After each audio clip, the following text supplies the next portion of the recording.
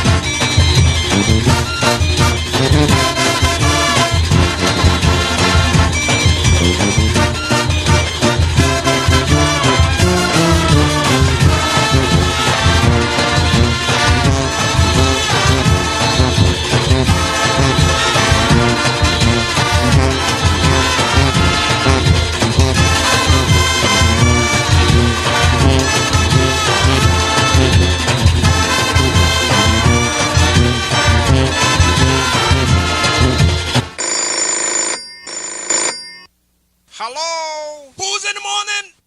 Boots!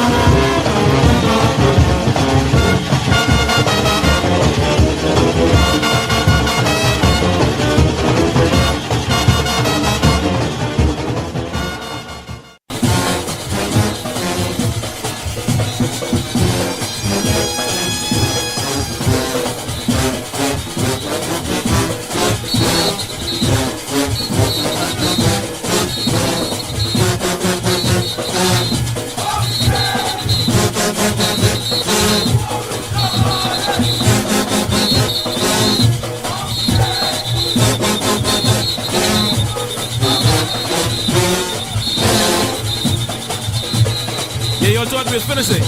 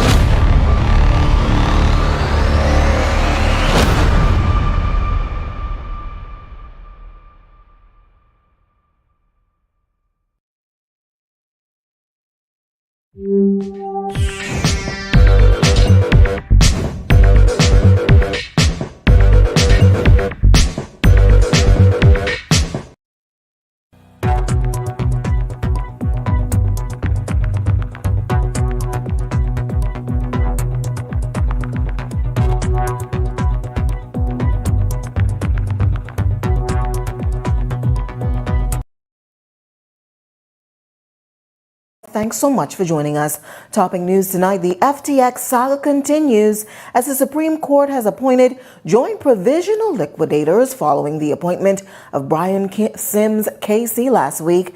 Today, the court also appointed Kevin Cambridge and Peter Greaves of PricewaterhouseCoopers, which, according to the Securities Commission of the Bahamas, was done to further protect the interests of clients, creditors, and other stakeholders globally of the embattled company. Officials added that given the magnitude, urgency, and international implications of the unfolding events with regard to FTX, the Commission recognized that it had to and moved swiftly to use its regulatory powers under the Digital Assets and Registered Exchanges or DARE Act to further protect the interests of clients, creditors, and other stakeholders. Now, the Commission says it expects to engage with other supervisory authorities on the regulator-to-regulator basis as this event is multi-jurisdictional in nature. While police officials said over the weekend that they have begun their investigations into this matter, the Commission said today that they will extend its full assistance to the police if and when required. Meantime, the Minister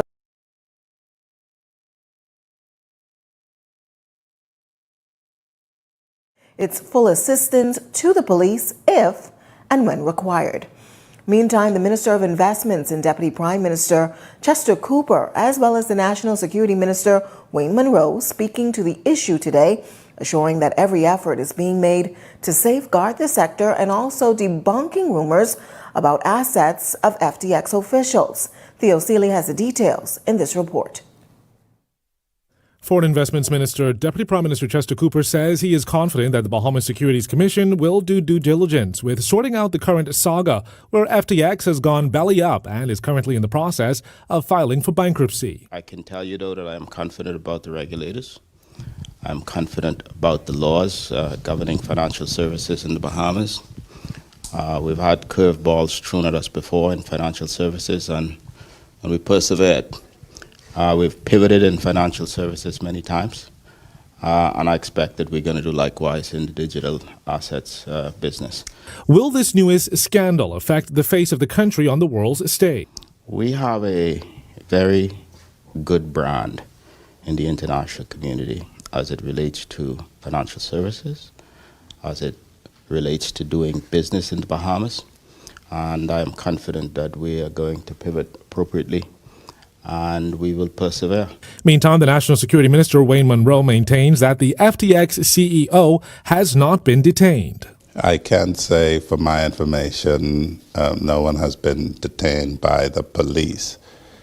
I wouldn't like to disclose anything beyond that. The Deputy Prime Minister says any further comments on the FTX saga will now be made by the Prime Minister, Philip Davis, who has carriage of the country's finance portfolio as well. Theo Seeley, Eyewitness News.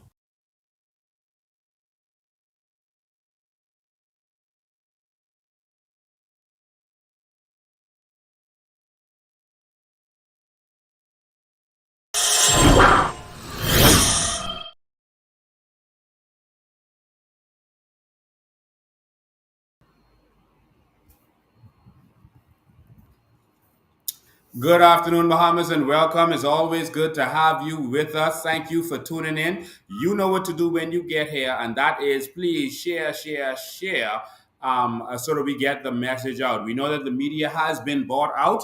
In fact, some of the media is on the trip right now. Well, he's back. Was on the trip to Egypt with the Prime Minister himself. So we know exactly what's going on in this country. They were trying to silence the Bahamian public.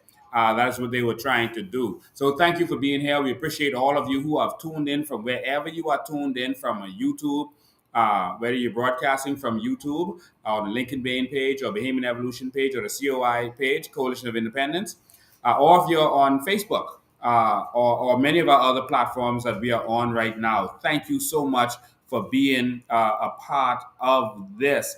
Ladies and gentlemen, the Bahamas is embroiled in its greatest challenge ever.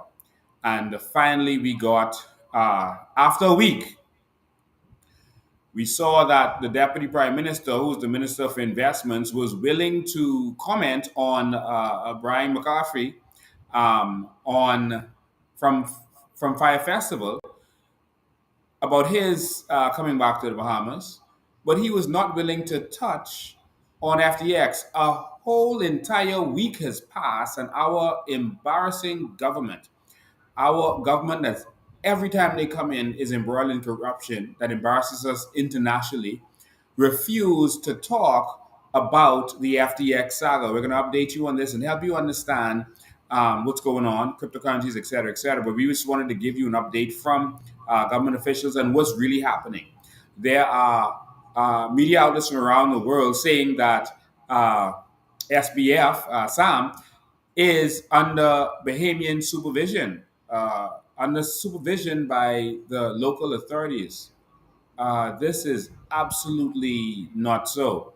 There's nothing in our law that allows for anything like that. We do not understand why anyone would say that. This is not kindergarten. Our authorities don't supervise anybody. That's not how our laws work. It's either you're under arrest or you're not under arrest. But there's no such process that's called supervising someone. We are confused that the international community keeps reporting that. We don't understand where that would have come from, but hopefully they will get the actual facts and stop doing that. And so we're going to go from there. All right. So, ladies and gentlemen, we're going to get through all of this tonight. Please stay tuned with us. So we have a lot to talk about. We're going to open the lines to allow you to ask questions to make sure you understand exactly what's happening. But we have a lot to talk about to update you on what's really happening. Okay. If you've tuned into our last broadcast, you would have learned quite a bit of things. About what's going on, but we're going to update you some more at this time. So, where do we begin? The Bahamas has found itself in another embarrassing situation. Each and every time the Progressive Liberal Party comes to power, we are embarrassed internationally without fail. There has never been one instance of a Progressive Liberal Party administration where we did not find ourselves embarrassed on the international stage. This is probably the worst of the worst. We can go back as far as the Commission of Inquiry, that was to do with Joe Lida, that the movie Blow was about, and Pablo Escobar, who took over Norman's Key, while our governments allowed them to do whatever they wanted to do and sold us out to allow drugs to get into the United States. Our prime minister at the time went on the media in the United States and he basically, talked his way out of it. He said, "Well, you have the DEA and the CIA and this A and that A. You don't expect our little country to stop them." While he knew that he was actually aiding and abetting in what they were doing. We have to be real with our history. He is the man called the father of our nation, and they did many great things in the first 10 years. After that, he did some wrong. And so, just like we can talk about the wrong that our heroes in the Bible did, people that we revere in the Bible did, Noah did some wrong, Moses did some wrong, and it's a part of their history. We can't cover up the wrong that our politicians have done. Okay, and so we definitely need to be real about it. You can go further to sagas of Harachi and Peter Nygard, and it's not only the Progressive Liberal Party, it's also the Free National Movement. I hear the Free National Movement leader making statements. They should be embarrassed to do so. We have suffered through 5 years of torture and torment from them, and we're not interested in anything that they have to say. But what we're going to do now is update you and the international community who are watching about this. They are reaching out. They're trying to find out what's going on in the ground, what's going on in the Bahamas, and so we think it'll be good for us to update them on what's going on. And so you've heard the report from the deputy prime minister. Of course, the prime minister is on the run along with Sam. And so Sam is on the run. In fact, you can find him on social media. He's not running there, but Sam seems to be an international fugitive hiding out in the Bahamas at this time. The prime minister also seems to be on the run because he had a scheduled tour of the government house with the media, and he ran from that tour, and he canceled the media being at that tour, and and the media thought that the whole tour was canceled. However, the tour still went on without the media being present. All of a sudden, the party that is about PR, the party that always wants the media and everyone there, the party that is sending pictures of them partying all over the world and sending pictures of their caviar and their $1,000 caviar and their steak and their steak and mushrooms and their vacationing, because we're getting more pictures of them vacationing than actually working for us. This party that loves PR all of a sudden canceled the media's opportunity to see what's going on with Government House. And then the media found out that the tour actually went on without them. And it was because the Prime Minister didn't want to have to answer questions, because at this time, any questions he asks may incriminate him. How do we find ourselves in this position once again? The Prime Minister may have aided and abetted in the actions of this criminal who ran from Hong Kong. And they told this story that, oh, he was leaving because China changed their rules. He was in Hong Kong. He was in Hong Kong, okay, which is actually a part of China, but they treat Hong Kong separately. We do not believe that he ran because of any rule changes in China. We believe that he ran because he knew that they were about to collapse, and the bottom was about to fall out on his empire. And he knew that the regulators in Hong Kong are very strict. Everyone knows that they have a very reputable reputation there. And so he knew that he would be in problems in Hong Kong and that the penalties would be stiff. And so he ran to the Bahamas. And like I've said to you before, this was the decision that caused me to decide that something is wrong and I'm leaving FTX. And so he came to the Bahamas, and he came here again with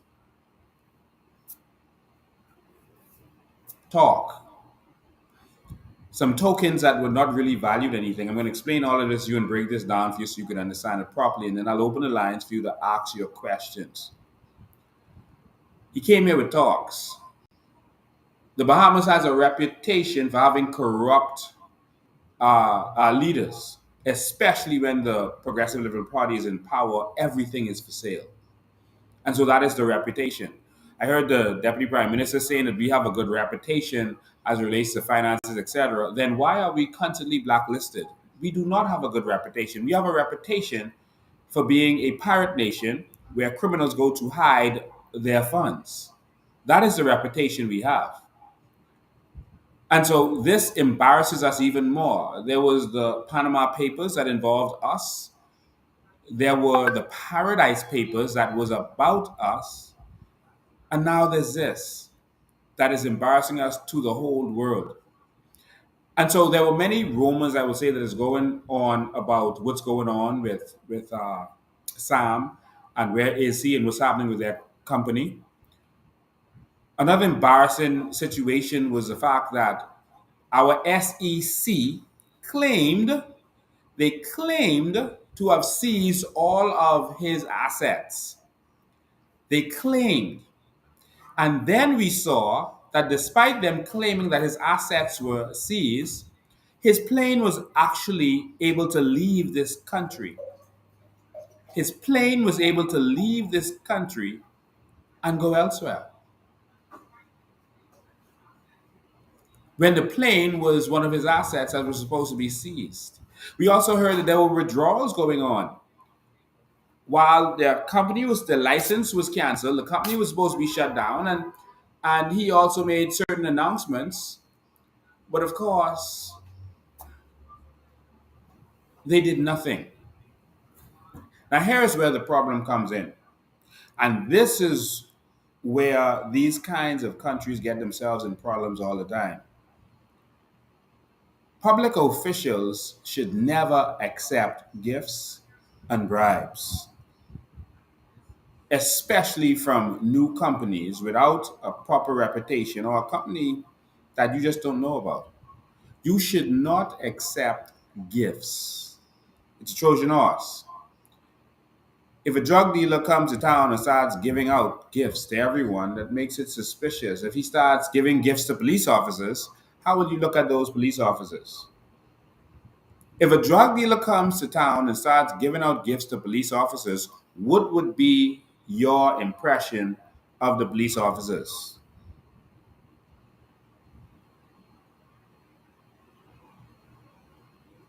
If powerful people start giving gifts to police officers, how would you feel about the police officers? If persons start giving gifts to police officers, what's going to happen when it's time for that same police officer to investigate that person? Do you feel that the police officer will be objective? Do you feel that they would carry out their duties professionally? Why should the police be put in that situation? Tell me. Well, I'm going to show you. This is where the big problem comes in. This is Zoe Gibson slash Boleg, the daughter of Allison Maynard Gibson, who is the lawyer for FTX. And the daughter works at FTX. It says Mrs. Zoe Gibson. And this is a post by the Royal Bahamas Police Force. They posted this. And this was on the 31st of October, 2022. This was a mere 15 days ago. 15 days ago, while SBF is desperate, running around the world trying to find money, trying to raise 10 or 20 billion dollars 15 days ago, while SBF is trying to raise money around the world because he knows that the bottom is falling out. 15 days ago. What he decided to do was make friends with the police because he knows what's coming. And what the police did, here is the commissioner of police. In Bahamas, this is the highest officer in the land. He has a constitutional position. No one is higher than him. He takes instructions from nobody. He is the commissioner of police, the top law enforcement officer. When Parliament is prorogued or shut down for elections, etc., dissolved, I should say, he runs the country. That's how powerful his position is. He is responsible for law and order. And so what SBF did was start giving gifts to the police. Now, he didn't buy patrol cars or radio sets or anything that the police might actually have a need for. He bought the police some nice, nifty gifts. He bribed the police force with Alcatel tablets. Lots and lots of Alcatel tablets. $100 Alcatel tablets. And this is what the police said. The police said Ms. Zoe Boleg of FTX Digital Markets paid a courtesy call on Commissioner Clayton Fernandez and presented the force with tablets.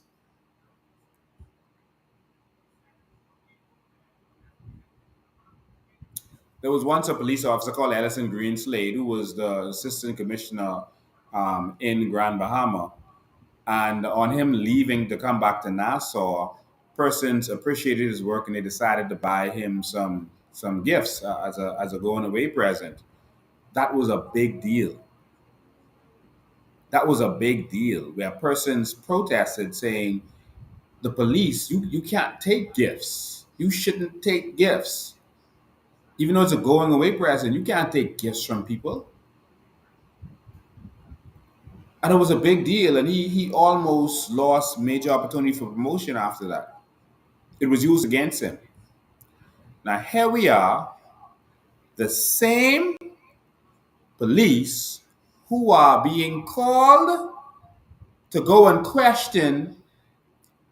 arrest and question this gentleman a week later, has not even questioned him.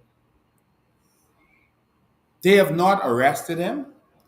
They have not touched him, as you heard the Minister of National Security said.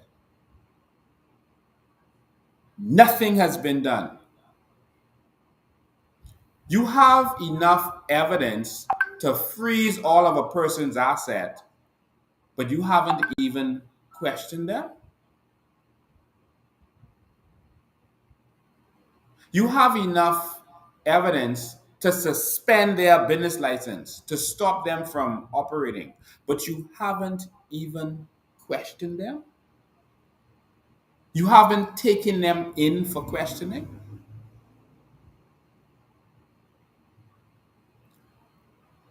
The law says that we must not only avoid corruption, but the appearance of corruption. In this Bahamas, we are suffering from an epidemic of corruption. An epidemic of corruption. Now, someone explain to me how a week after all of this, the whole world is looking at this. This man has lied, said fraudulent things publicly, withdrawing money when his assets are supposed to be frozen.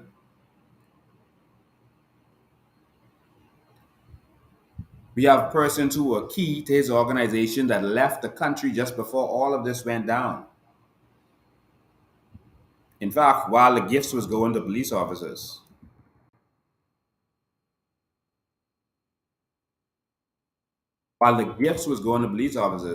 we had someone critical to his organization left the country and went to Dubai.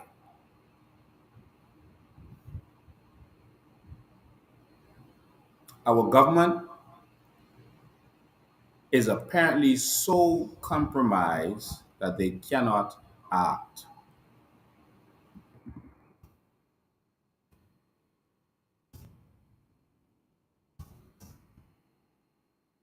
When you are in that position, the only thing left is international embarrassment. A week later, and the Minister of Finance has not made a statement as it relates to this. A week later. A week. Let that sink in. We had an interesting response from the Minister of Foreign Affairs. The Minister of Foreign Affairs. Before I go to that, I just want you to see that uh, this is my FTX account. It's still live. It's still live, um, and FTX is still asking persons. FTX is still offering you money for trades. Uh, get deposit funds and get free crypto with trades over $10. It's still live. How is this possible? They're in bankruptcy in the US, they're in insolvency here in the Bahamas, and they're also in bankruptcy in Antigua and Barbuda. Documents on that. How did we get here? So we were informed as we started to do investigations because our team is investigating this thoroughly, and we were informed that Michelle Gomez, who we know is a part of this whole thing, we were told that Michelle Gomez left town when all of this was going down. Um, uh,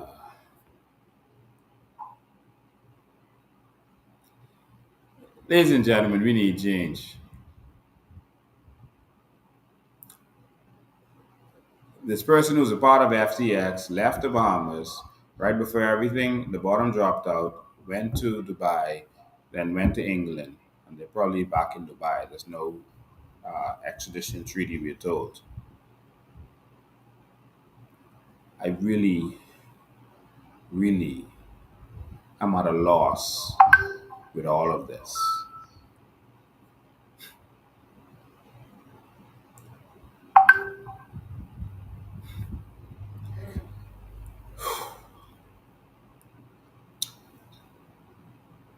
The plane, his private plane, left the Bahamas. The media internationally saw that our police didn't. Our authorities didn't. They did nothing to stop him. Is it because he bought them tablets?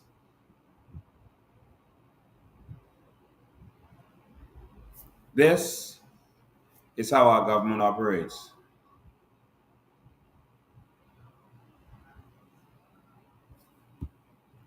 He has still yet to even be questioned. And no, he is not being held by our authorities and not even being questioned by our authorities. In fact, in all of this, uh, his Albany, and we don't know if he's really there. We have no idea where he is. No one has any idea where he is. We don't know if he's in the Bahamas. Him tweeting that he's in the Bahamas means absolutely nothing. We have no idea where he is.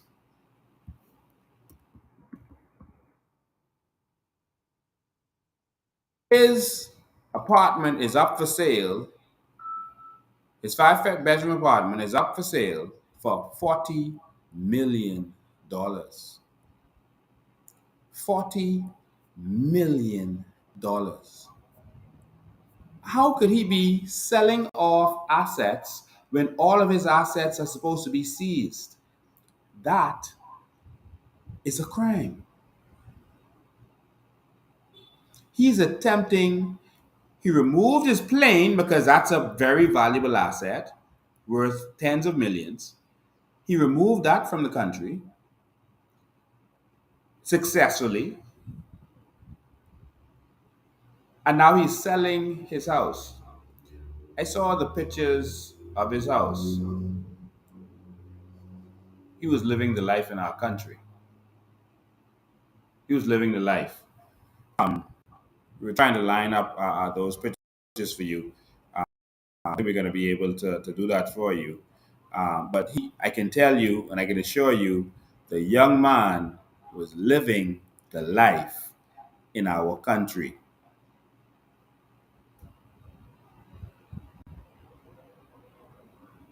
Let me see if we have it to show you. Oh, yes, we have it.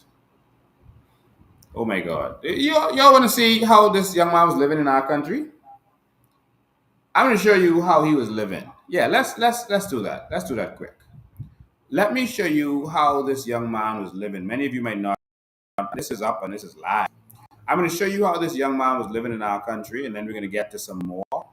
We have some more documents to show you.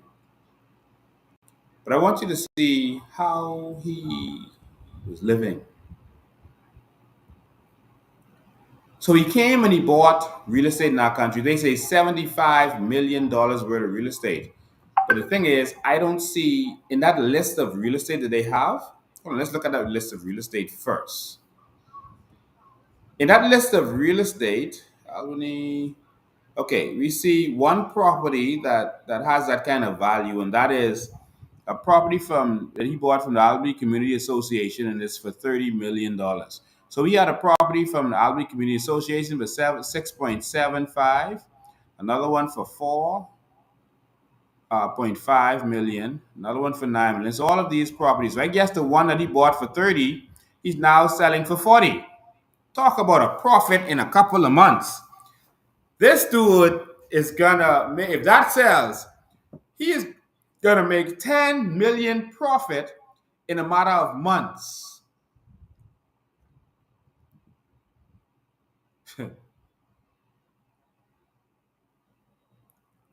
I mean, this is mind blowing. He's cutting a movie in the Bahamas.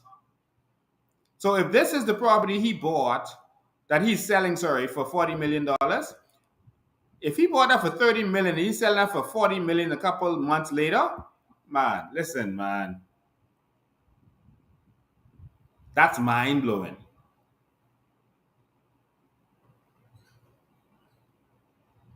That's mind blowing. But let's look at this. Let's look at this. Let's look at the profit.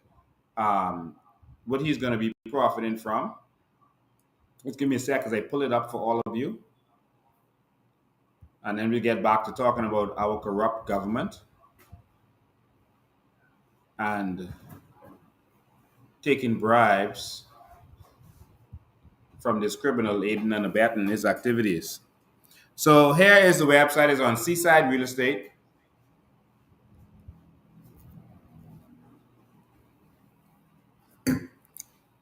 It's on Seaside Real Estate. And here are some of the pictures of the mansion. It's really interesting. Let me see if I can start from the beginning. Where do we go? Where do we go? Okay. Where do we start? Okay, let's start here. That's how we start? No, let me go from here. This is a dining area. This is 12,000 square feet. It's not moving. Why is it not moving? Let's go. Come on.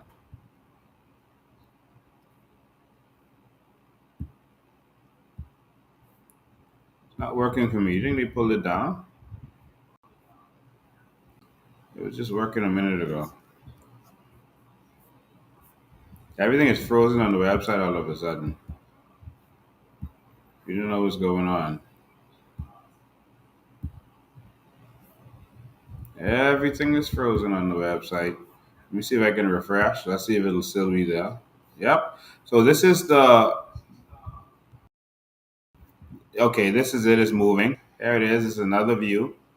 Um, it's another view. He's living in luxury. I mean, this is normal. Look at that. You know, beautiful. That's outside. The dining room you're not just now. It's beautiful. Look at the hall. Look at the marble tiles and this is what they're selling. Beautiful, beautiful building. For those of you who have not seen it yet, don't know what that is, but this is a bedroom. You know, the view of the ocean, etc. It's another bedroom. Lots of pillows. All right, and so this is the building that he is selling. Lots of clothes in there. There's another picture. Very nice, very beautiful. Looks a lot like Bahamas. So the bathroom looks like a hotel room bathroom. It's very nice. Look at that. Again, lots of pillows. More views of a room.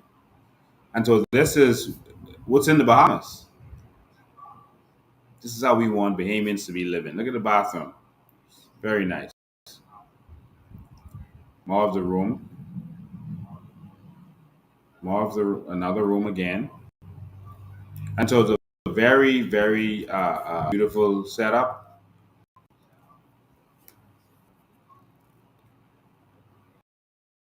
TV area. It's kind of narrow for $1 million house. Okay, that's another TV area. That's bigger.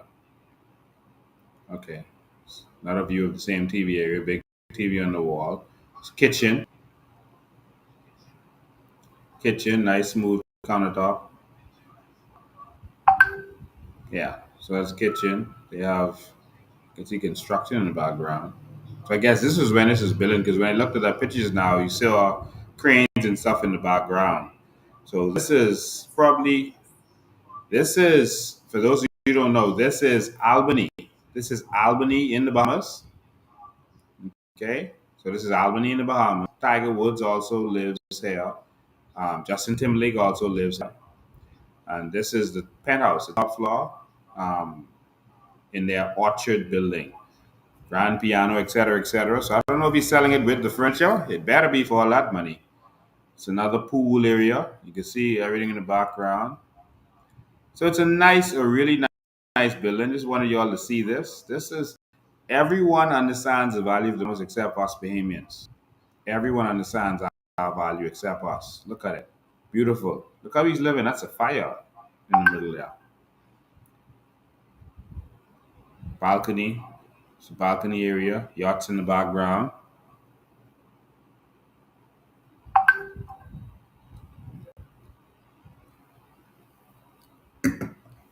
Okay, back to the beginning. So that's the pictures of uh, how this guy is living, and so this is how he's living in our country. It's interesting. Um, let me see what we got here. This is what he turned that into. Didn't it look so nice in the pictures? But this is him. Isn't that cute? This is a billionaire um, laying down, socks on, belly on, laying in a bean bag, just ruining that nice place. Come on, guy. Come on. Come on. Come on. Come on. Wow. So this is the prime minister with this gentleman, and the thing is, we don't have any proof that he gave bribes to the government directly, but he's known to give gifts to governments. He donated to the Democrats in the United States of America, and he was, I think, their second biggest donor to Biden. And so, there's no way he came to put an headquarters here and didn't give to our government. And if our government receives monies from him while he was committing fraud against the people, that means they received fraudulent funds. Okay, somebody says, whose money was he giving away? That's the question. And so the police in the Bahamas received the proceeds. If the police now arrest him, the police have received the proceeds of a crime. If the police in this country arrest SBF, and if they seize his property, saying that it's the proceeds of crime, then the tablets that the police received from him are the proceeds of crime. Think about that. And the police received it. The top police officer in this country.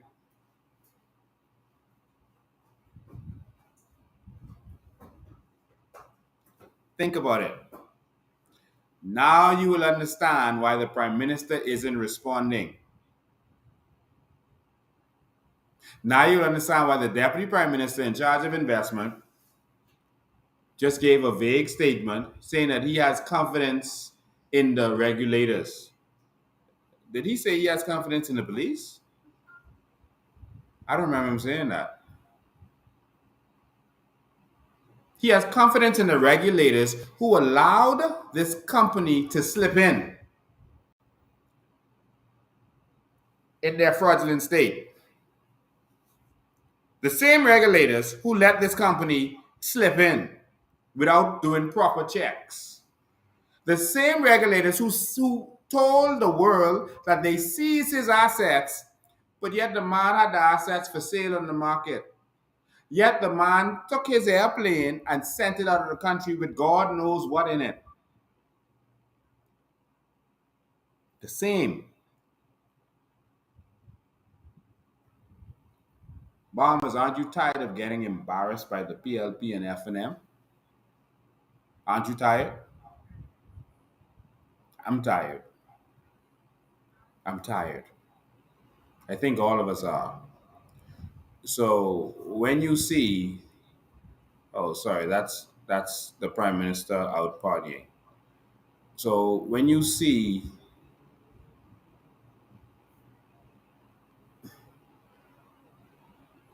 this, and the prime minister who literally swore for this young man, swore about the good he did to this country.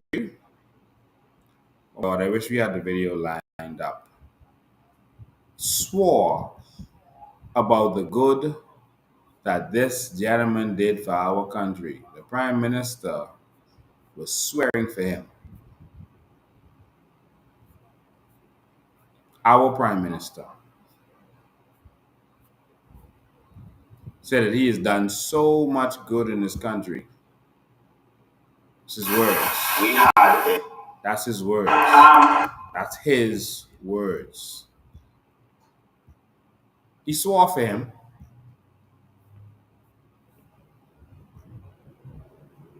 And now look where we are. In a situation where our police, our entire system is compromised. And we have failed our country as a people. And so now they have filed also for bankruptcy elsewhere. They filed for bankruptcy in where are they? Antigua and Barbuda. Let's see if we can pull that up for y'all. They filed for bankruptcy. Okay, we found it. They filed for bankruptcy in Antigua and Barbuda. I want you to look at this. Okay, hold on. Let's get that off there. They filed for bankruptcy in. Okay, give me one sec. Let's get that off there. In Antigua and Barbuda. Let's look at the document. Yes, guys, we are everywhere. So, there we go. So here's the document. This is voluntary. This is petition for bankruptcy. Voluntary petition for non-individuals filing for bankruptcy. And so the debtor's name is FTX Trading Limited.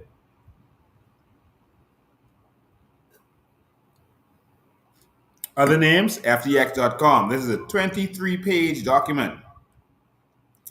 It shows their address in Antigua and Barbuda in the city of St. John's, and it shows where they are.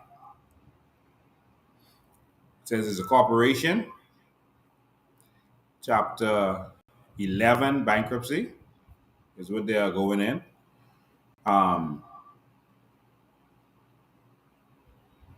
Were prior bankruptcy cases filed against them in the last 8 years? They said no. Any bankruptcy cases pending or being filed by a business partner, an affiliate? Yes. They said see Annex 1. Why is the case filed in this district? It says a bankruptcy case concerned debtors, affiliated, general partner, or partners pending, whatever. Does the debtor own or have possession of any real property or personal property that needs immediate attention? No. Okay. Debtor estimation of available funds. Funds will be available for distribution to unsecured creditors. Okay. Estimated number of creditors, more than 100,000. So that could be 1 million or 2 million. That could be any amount. So estimated number of creditors, more than 100,000. Now, this is in Antigua and Barbuda. So before we go on, I just want you to understand. They call this a Bahamian company. Let me just pause there for 1 sec so you could get a full understanding of this. They are calling this a Bahamian company, but we want to make this clear to everyone now. This company was in Hong Kong, but it was registered in Antigua and Barbuda. That is where them and all their list of companies that I'm about to show you is located. This is an Antigua and Barbuda company. They were using us because of our slack regulations. They just put a headquarters here. They could have more than one headquarters. They could be headquartered in several countries. They were an Antigua and Barbuda company that was in Hong Kong. And they moved from Hong Kong and came here. but they are registered in Antigua and Barbuda. Focus. All right? And so our people accepted them, and there was a diabolical reason they came to us. I want you to stay focused. They just was putting a building here, and now the building is left in ruins and is unfinished and is right there on West Bay Street. So let's continue. This is where they are actually doing their bankruptcy. So watch. They have a bunch of creditors. It could be a million, it could be more. Estimated assets. They're in the range of 10. Let me see this good. Oh my God. Look at these numbers. Is this 10 billion to 50 billion? Jesus. Estimated assets 10 billion to 50 billion. How much of that in the Bahamas?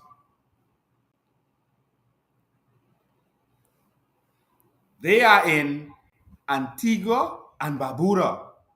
That's where the money is. You see? Let's keep going. They were warned bankruptcy fraud is a serious crime, making a false statement, etc., and so on. All right? Imprisonment for up to 20 years or both. Declaration and signature. So here is the CEO in Antigua and Barbuda. He did this on the 11th of 11, so just a couple of days ago. That's on Friday. 11/11. And his name is John J. Ray. John J. Ray.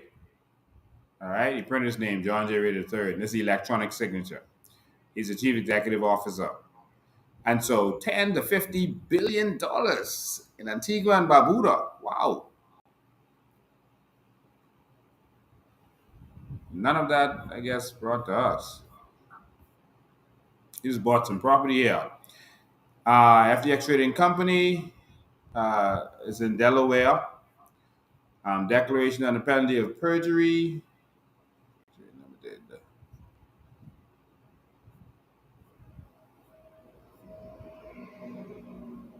On the perjury.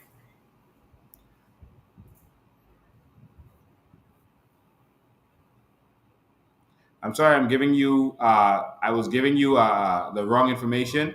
This is the filing in the US. This is actually the filing in the US, but it was saying where they are domiciled, where they are in Antigua and Barbuda. Okay? That's what this is. I'm sorry about that. Pending bankruptcy cases filed by the debtor and affiliates of the debtor. These are all of the companies. Almeida, all these different Almeida companies, all these transfer services, all of these companies that you're looking at now. Crypto Bahamas LLC. It's one of them. You haven't heard about that. FTX Gibraltar, FTX Canada, FTX Digital Assets. So all of these companies, FTX Hong Kong, FTX Europe, FTX Japan. This is all FTX Switzerland. Many different companies. Just want going through this, let you see all of the facts. Then we'll get to where we need to get to. FTX Ventures, all of these companies that you see here. Island Bay Ventures. Wow. All of these are still going. Transfer Zoo. 134 companies. 134 companies.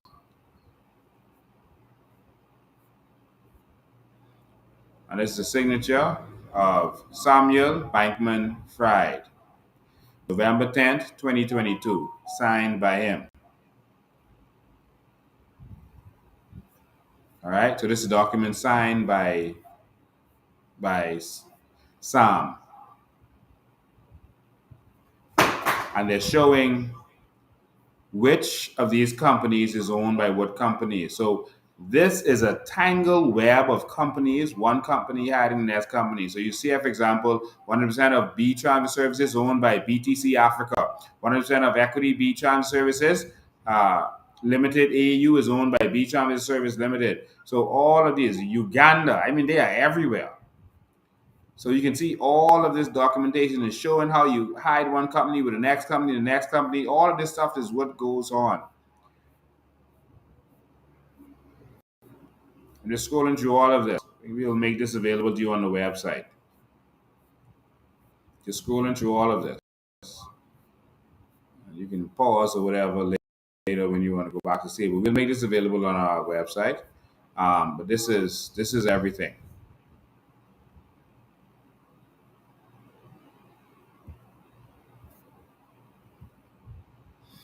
And so I'll tell you that is how they operate. They hide companies within companies within companies within companies within companies to hide everything that they're doing.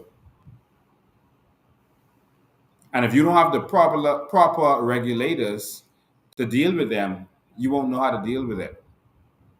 Our government failed us on this. And they're continuing to fail us because what I'm showing you now, they could show you, they could talk to you, they could have a conversation, they could speak to you on this.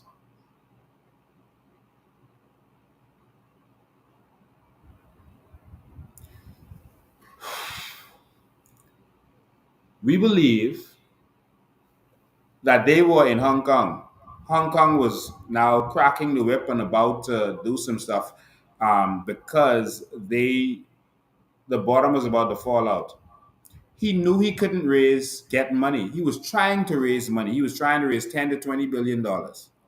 So he knew he was about to be in problems because he knew that the whole system that they had set up was fake because they were operating with using tokens as assets.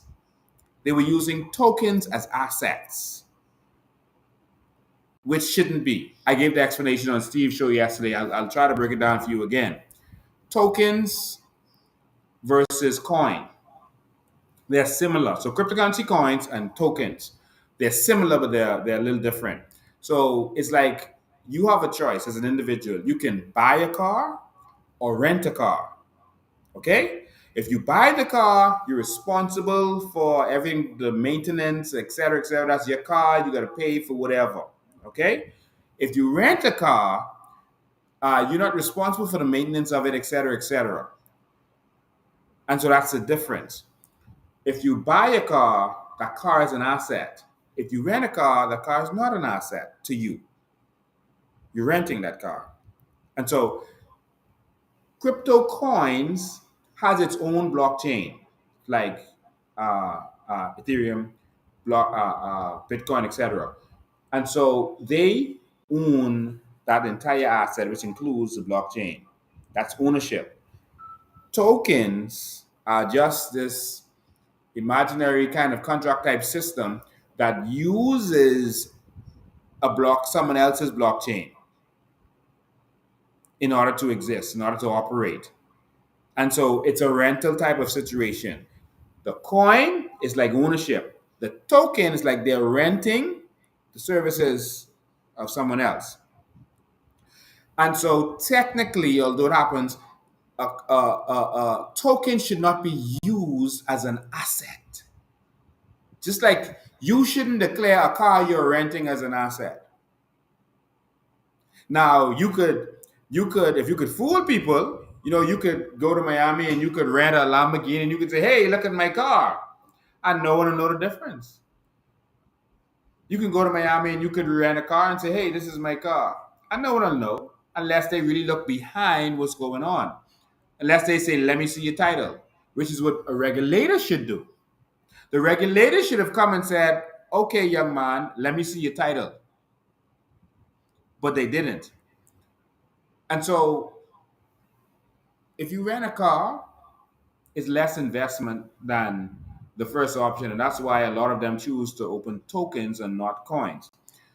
But if you rent a car, you can rent, let's say a car rental, let's say you rent a car in the States and it costs $50 a day. You could rent 10 cars, this is $500 a day. you can look like you have a lot of cars. And so if people believe that that's your assets, they can believe, wow, this guy is rich. He has 10 cars. He's very wealthy. But in reality, you have vehicles you can use, you have cars you can use, but you don't own those cars. And that's where the bottom started to drop out on FTX. Because what they were using as assets were just tokens that they create, that there's nothing to support it, it's not real at all. And so we believe that they were looking for a way out. When they couldn't raise funding, they came across the Bahamas talking about cryptocurrency. And so the Bahamas was having all these talks about cryptocurrency. And he realizes the value of cryptocurrency. Well, most Bahamians don't know the value of what they have, and that's why the government is raping us and robbing us right now as it relates to this.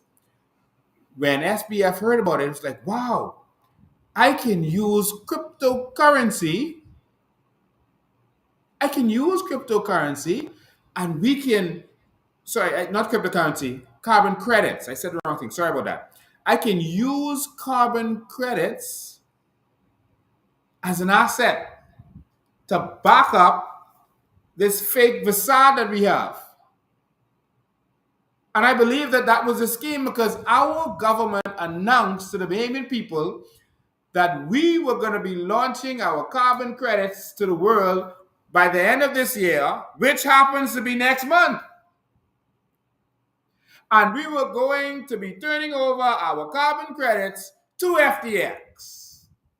This is where the crime and the aiding and abetting comes in. This is why they're afraid to even question him. You're not going to question your co-accomplice.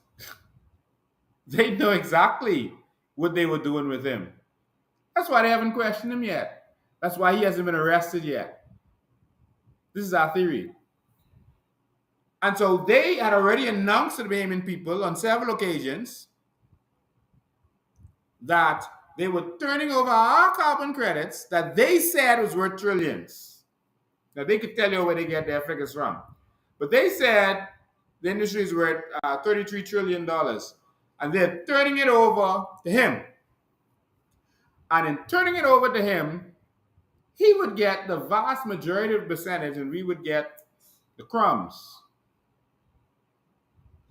He would get up to 80%. They was give. This reminds me of the oil deal. Oh God. They were gonna give us 12.5% or 12%. Yeah, 12%. If they had found oil. Saudi Arabia, the country gets 85%. The oil company gets the balance.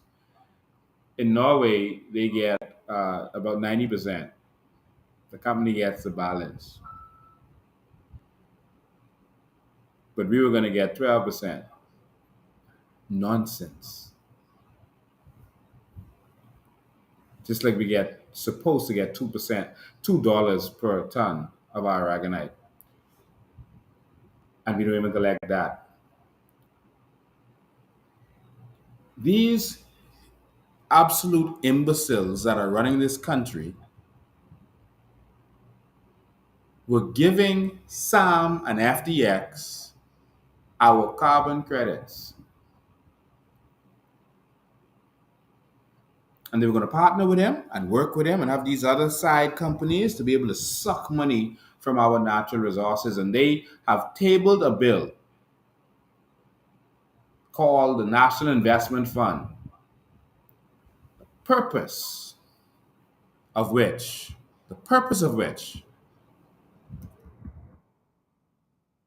is to take our assets and our carbon credits, etc., and make it so that companies like FTX could take our natural resources. Companies like Anthony Ferguson's CFAL can take our natural resources and our carbon credits, etc. This is the crime of the century. This is the same government that sold our electricity company on credit. Same company. Sorry, same party, same government. So while they was talking all this big talk and this hype talk, and they were talking about all this ingenuitive new laws that they put in place, regulatory process that they put in place. No, they didn't. They just passed a law.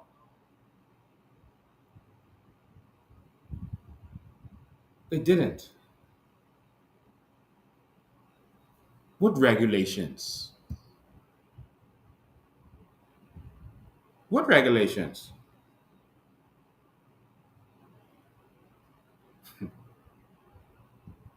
There was an amendment to the DARE Act in 2022. I'm going to go through all that another time.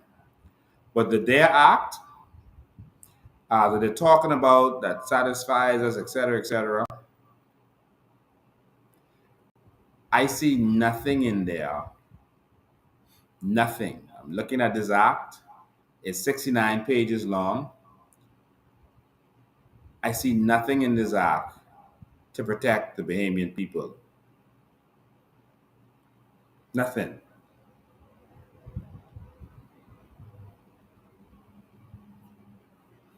I'm looking.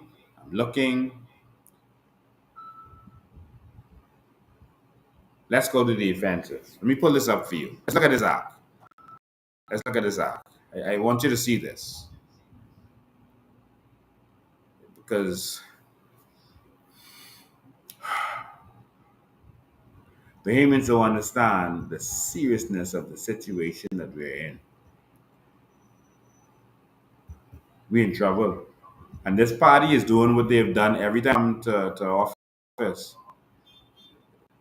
They're making an effort to rape and rob this country and get themselves rich.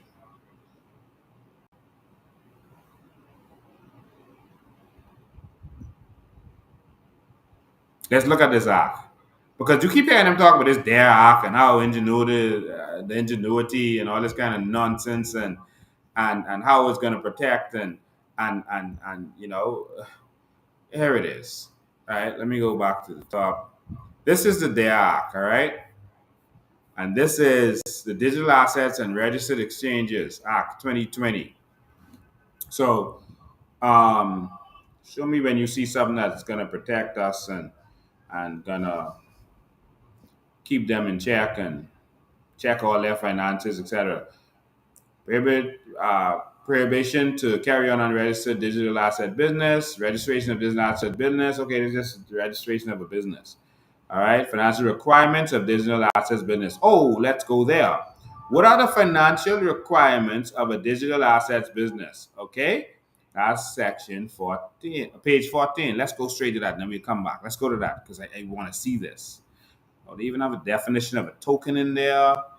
Asset token means a digital asset that represents a claim against the issuer that is intended to represent an asset and is embedded with underlying assets, derives its value from reference to an underlying asset, or is secured by an underlying asset, is backed by assets held as collateral for the primary purpose of encouraging price stability.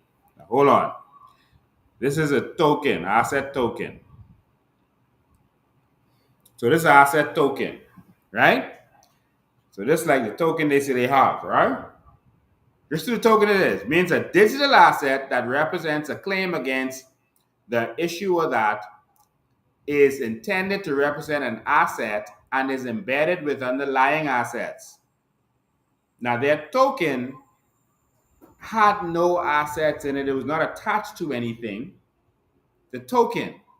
So if our regulators were checking on this, they would have said, okay, you have a token. What is the underlying asset to this token? Where is this token getting its value from? We know where Bitcoin gets its value from with the mining of the Bitcoin and the algorithms that give it its value, et cetera, et cetera. Where is the value of the FTT, your token. And so if our regulators didn't use this DAC to determine the value of this token, they failed. Someone told them to overlook the fact that that token was an imaginary digital asset. See the law here? Is intended to represent an asset that is embedded with underlying assets or derives its value by reference of an underlying asset. What's the underlying asset of the FTT, of their token, the FTX token? It's secured by an underlying asset. Well, their token isn't secured by anything. This are our laws. Now they keep referring you to this law, but none of them would read the law because they know you are not going to read it. And the Deputy Prime Minister said today that we trust our regulators. What regulators went by this law? Or it is backed by assets held as collateral for the primary purpose of encouraging price stability. What price stability? They create their token and they determine what the price of that token is going to be, and they print as much as they want, and it's not backed by anything. So, ladies and gentlemen, we got a problem that our regulators didn't go by their own rules. Compliance officer means a person appointed by a licensee and approved by the commission as a compliance officer, and includes a person whom compliance functions and obligations have been outsourced. Well, we heard persons reporting that the compliance officer for this FTX was once a compliance officer for a poker website, online gaming website, that was involved in a bunch of fraud.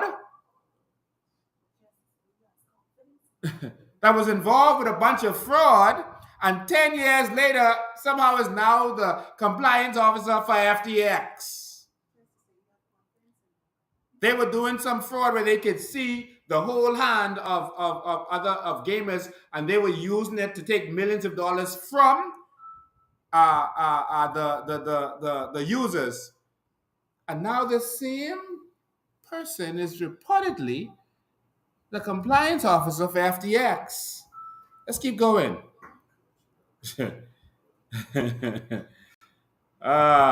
Let's go. We will go into page 14. So they got all this stuff here but tokens.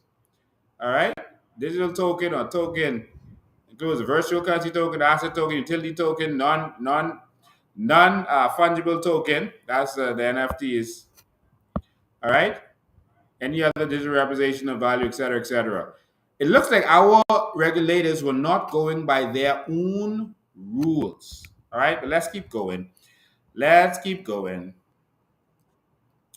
Forms of digital asset business. Anyway, we'll come back to that. Prohibition to carry on. Okay, no person carry on without registration. Okay, we see that. They were registered, very much so. So at least they got that part right. Let's go. Let's keep going. Digital assets business as a digital activity. Okay, hold on. Let's go. Duty to notify change related to the application for registration. Okay. Financial requirements for digital assets business. Everybody look closely at your phone. Now this should be at least 2 pages long. The financial requirements of a digital assets business. Let me read it for you. I can read you all the requirements in the DAC. It says registrants shall meet all financial requirements as may be prescribed.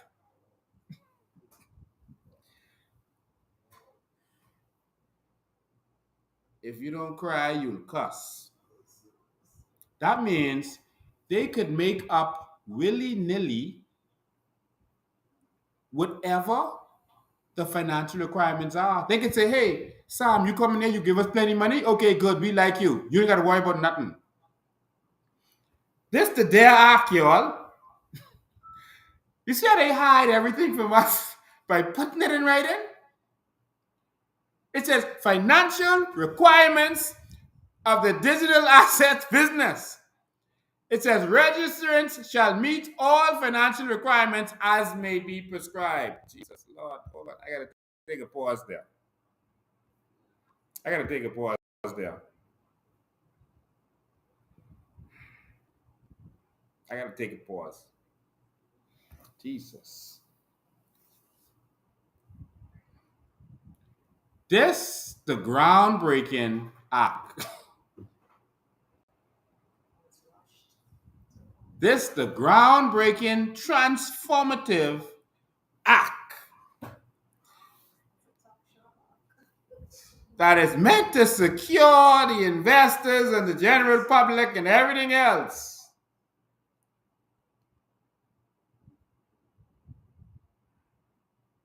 The Banana Republic Act. This is what they all over the world bragging about, and that other countries are going to want to copy their legislations.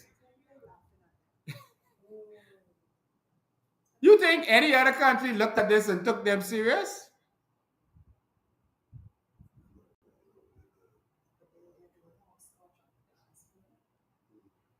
Man, listen to me. Oh, Jesus. That's the act. And another crypto company exchange came behind them and just registered. So now there's two. They didn't come because we had regulations. They came because we don't have regulations. What kind of requirement is that?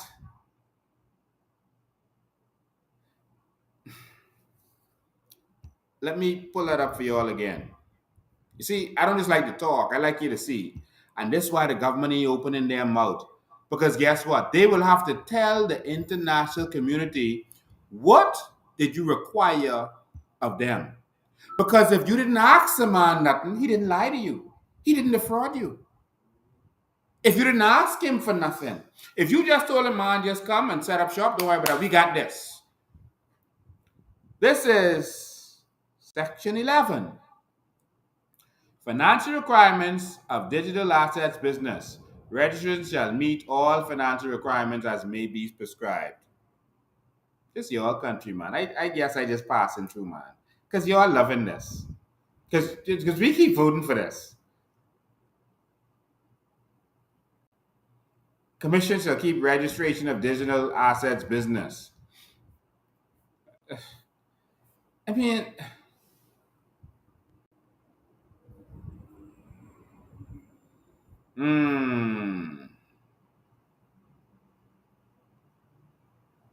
additional requirements for digital token exchanges.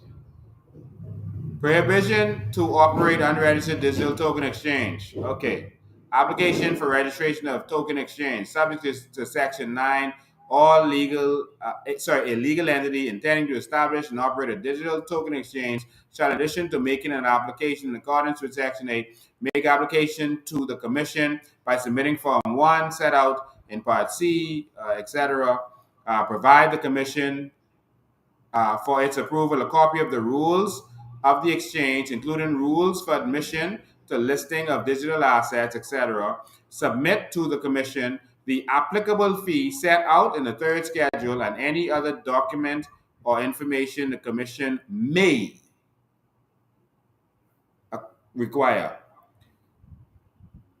You hear this? Listen, we have to go through more than this to set up.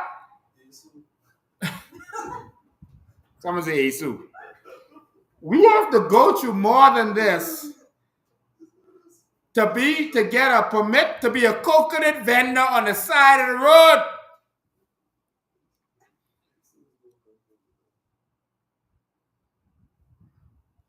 Bahamians to set up a business in this country gotta go to the ringer and go to the ropes.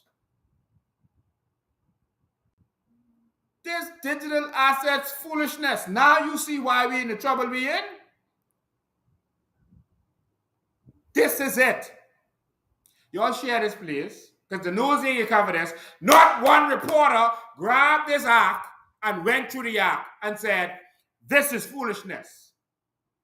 All them repeating the act over and over and over, none of them went to the act. How hard was this? Listen to the 3 things they got to do. They got to apply, say what their rules are for joining the exchange, and pay the fee.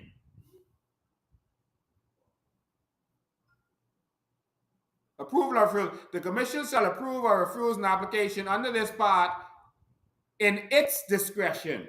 Jesus.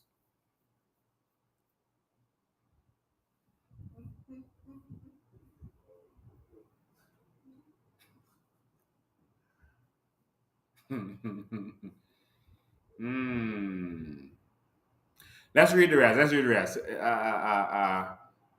Approval or refusal. Okay.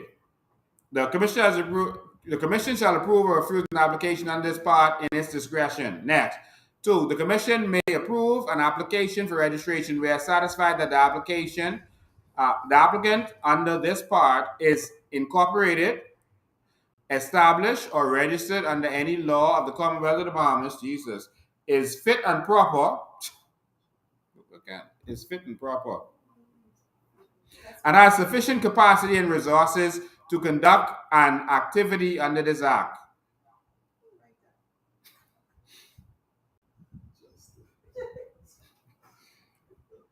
Welcome to the Commonwealth of Narnia.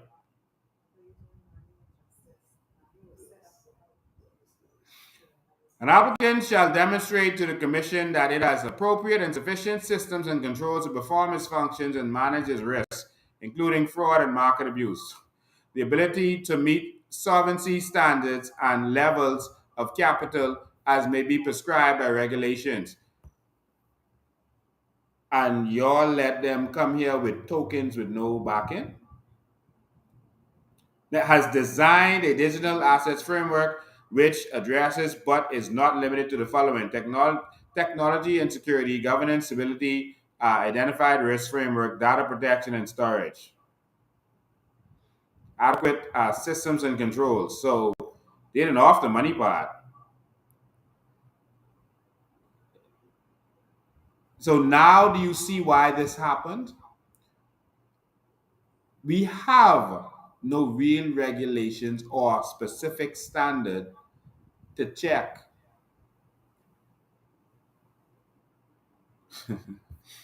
So we're going to go and look and see what the rules are. Suspension and revocation. The commission may suspend or revoke registration of a digital asset business where the digital asset business is unable to meet the requirements for continued operation or has failed to comply with provisions of this act or any regulation, rules, or guidelines made and issued under. Suspensions or revocation would be in the public interest. The digital asset business is being marketed or advertised in a manner that is fraudulent or misleading. Any operator or issue of digital market business is convicted of a criminal offense involving fraud, dishonesty, digital market assets business. So they have, is declared bankrupt or goes into liquidation, etc., etc. So they have several things why they could take away their license. I'm going to skip through that because I can let you go read that for yourself. I'm looking for this big protection in these laws that they're bragging about, that they're confident in. That's what I'm looking for. I'm going to look now for the registration, which is in section 47, I think. The process following surrender, wind up, or dissolution, where the commission has revoked any license under whatever, the commission may apply to the court for the registrant to be wound up or dissolved, or the court supervision of any application by the registrant, wind up and dissolution. Data protection.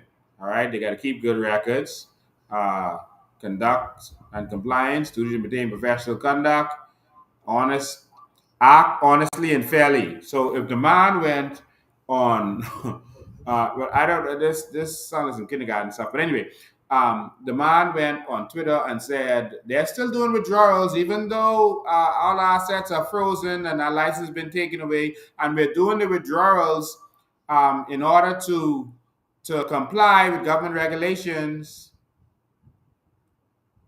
Let me see if there's any ramification for that, because the government said they're investigating.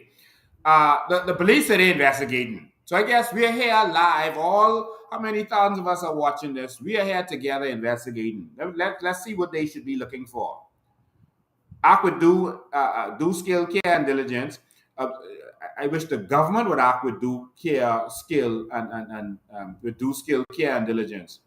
Observe and maintain high standard of professional conduct. Professional conduct, does that include wearing proper clothes when you go to a meeting?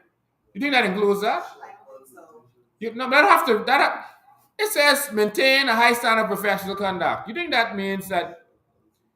Does that mean you go to a professional meeting in short pants and t-shirt?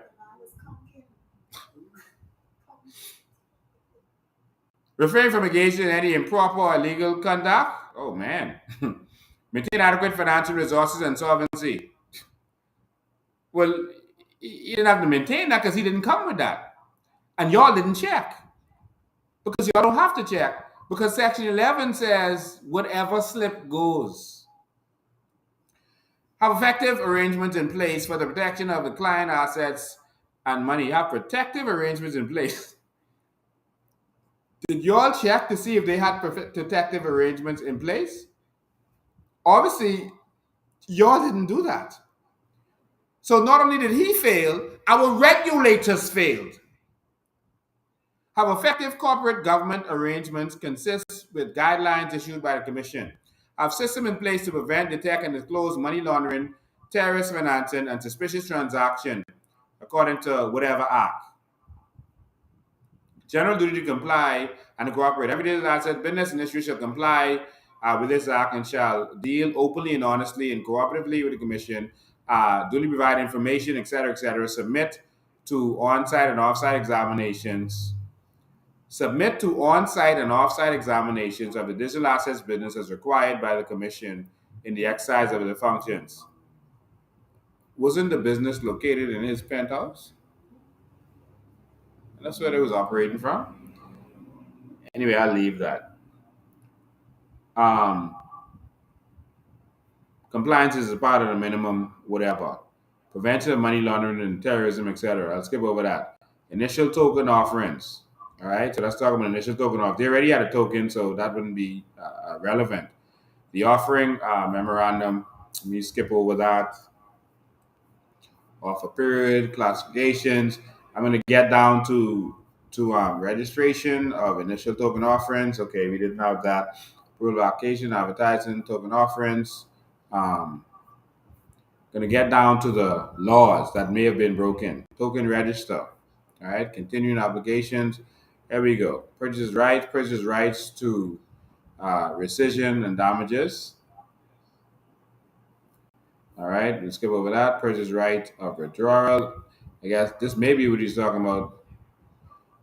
Purchase notice of withdrawal shall be made no later than 72 hours. All right, where purchaser has exercised the right to withdraw all funds paid by purchaser shall be paid over to the issuer, to the purchaser within whatever. I guess he may have been referring to this part of the act when he said he had to do withdrawals, but that's not what this is actually saying. All right, and if your license is revoked, that doesn't go for you. All right, but let's keep going. Investigations. Power to inspect and investigate. All right. Commission shall have power to conduct on-site, off-site inspections of the business, any registering, etc. The provision of this act and any regulations, rules, guidance, etc. The Financial Transactions Reporting Act. Okay. Any relevant law. Notwithstanding Section 1, the Commission shall have the power to conduct such investigation that it considers necessary for the purpose of satisfying itself that a person registered in this act is complying with subsection 1. No unregistered person is engaged in activity. Okay? To conduct investigations and inspections. All right? And notice, they ain't arrest this fellow or talk to him yet. Cooperative power. All right, skip over that. I want to get to the actual laws, but I just go into this while we go so you can get to see some of this nonsense.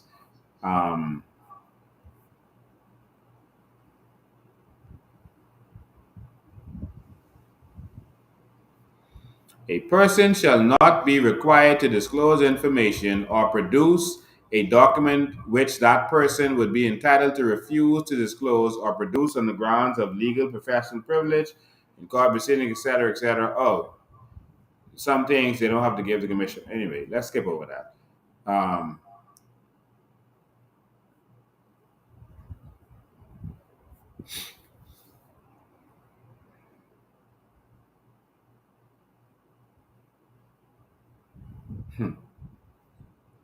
All right, just going to this here. I want to go back to the law. Sorry. I want to go back to the punishment, offenses, penalties, and sanctions. Here we go. Let's see. Offense. A person who fails to comply with the provisions of this act commits an offense. So any provision they fail to comply with. Now, I wonder if that also goes to the government, because it didn't say the registrant. If the government didn't do their due diligence, did they commit an offense? Because it says a person who fails to comply with the provision of this act commits an offense. The government have some things that they should have done, and the question is, did they do it? That's the question.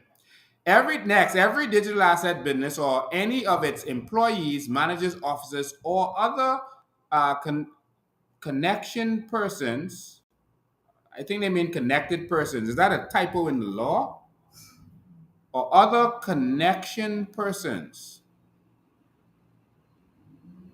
What do you could help me with that? Should that be other connected persons or should it be connection persons? It's not a connected persons. It looks like they have a typo in our law. They just embarrass the country internationally again. Okay, but we'll leave that.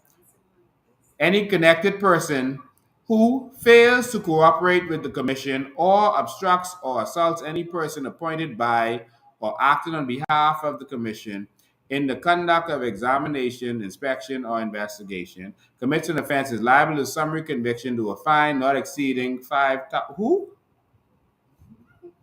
You know, stop it. Say what?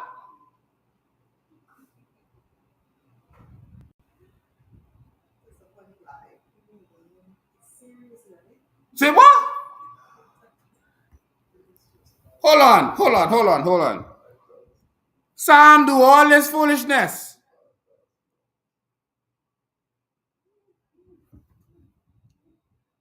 Hold on, man. Hold on, man. That this have to be just for this subsection right there. This can't be for the whole thing. Commits an offense is liable on summary conviction to a fine not exceeding $5,000.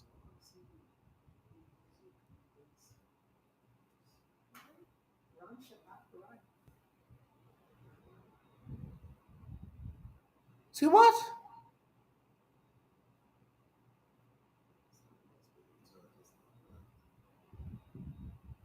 Okay, let's go to the general penalty section because that part there, that $5,000. So if Sam is okay, let's see. If Sam fails to cooperate with the commission, he said, "Listen, y'all go to hell." Or obstructs or assaults y'all. If y'all come there and he obstructs or assaults y'all, punch y'all in y'all mouth. Get out my $40 million condo.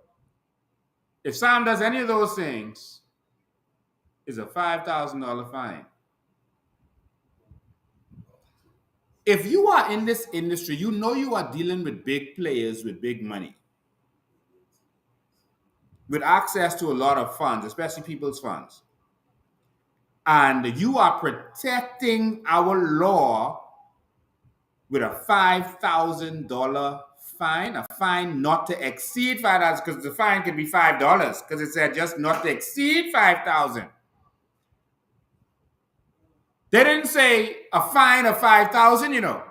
They say a fine not to exceed, not exceeding $5,000. That means they could fine him $15 or a dollar or 1 cent.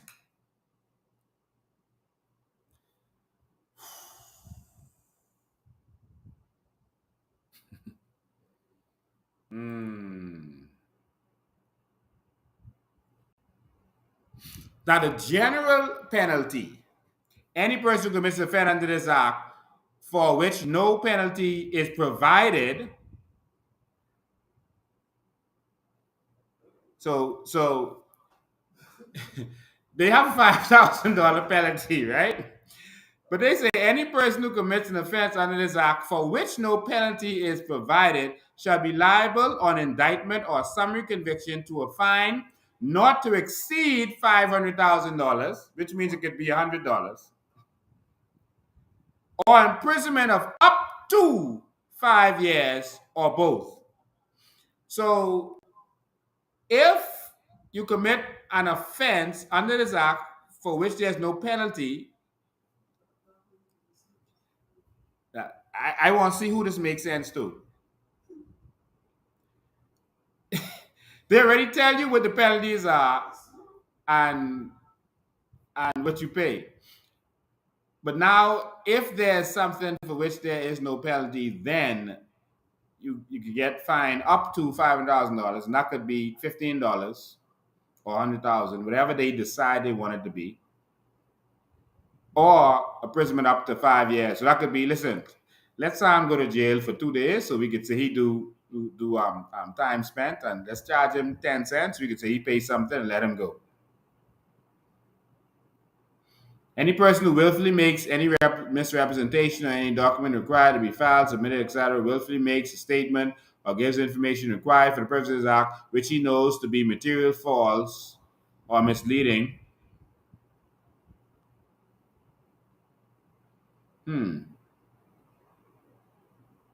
Knowingly fails to disclose any fact or information required to be disclosed for the purpose of this act, commits an offense. So if you make false claim, you have a more stiffer penalty than if you actually break the rules of this act. So here, you on conviction not exceeding $500,000 again, and in respect of each instance, imprisonment up to 10 years or both fine and imprisonment. That's if you make a false statement when you was registering, but they mightn't even ask you for nothing. This is the most vague and nonsensical act I have ever seen.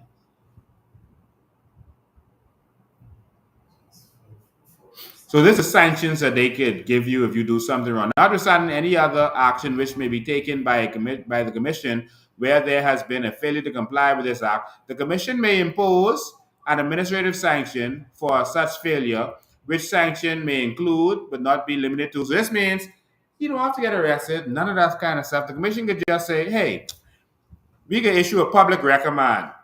We could tell you behave. Or they may say next is banning a registrant from carrying on certain activities or operations. Next, setting conditions or restrictions for the registrant. Issuing an order requiring the registrant complies with directions, etc., etc. I mean, I don't see anything in this that protects the industry, that protects the reputation of this nation. They need to bring this to an end immediately. Because there is nothing in this entire act. Nothing. The third schedule is having effect for fees. Let's look at the fees. Let's see what he paid to come here. The rules. Let's go down to the schedules and look at the fees because nothing in here making sense. All right, let's go. Oh, this is the first schedule. This is the application. Name of the applicant, full legal name, type of registration of the applicant, indicate the digital asset business for which the registration is sought, payment service provider, etc., etc. So any of these stuff, full business contact details, full details on founders, beneficial owners, significant interest holders, directors, and officers. Digital tokens of the applicant are traded on another digital token exchange in any jurisdiction. Provide the full details of listing. Provide a list of affiliates of the applicant and indicate nature of relationship, businesses and affiliates where incorporated. Full details on persons to be carrying on digital assets business on behalf of the applicant. Um, Discipline history, state whether the applicant or any founder, director, interest holder, the applicant has ever been disciplined by any stock exchange, etc. Declared bankruptcy, involved in any application for regulatory, dismissed from any office of employment, compulsory, wound up, etc. If so, please provide details. Operational capabilities, provide details. I waiting to see where they're going to submit their financials, etc. I don't see that. Provide detailed description of applicants' operational capabilities, including physical premises, cybersecurity protocols, data management, digital custody arrangement. Provide names, addresses of principal, bankers, digital custodians, digital assets, etc. Policies and procedures. Provide summary of AML, this and that. Financial statements. The following must be submitted where the applicant has been established within 6 months of the date of the application and applicant has not commenced operations, a statement from the chief financial officer or equivalent of the applicant confirming that the applicant was not commenced trade has not commenced trading since the date of establishment, that no financial statement has been produced or dividends declared.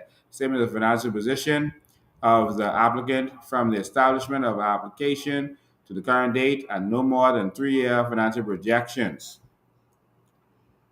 All right, audit financial statements for the two financial years immediately prior to the date of the application, or if shorter, sends, etc. The auditor report, interim financial statements, and this is coming from the company. Okay, let's see. They got to be requiring you to bring in your bank statements to actually produce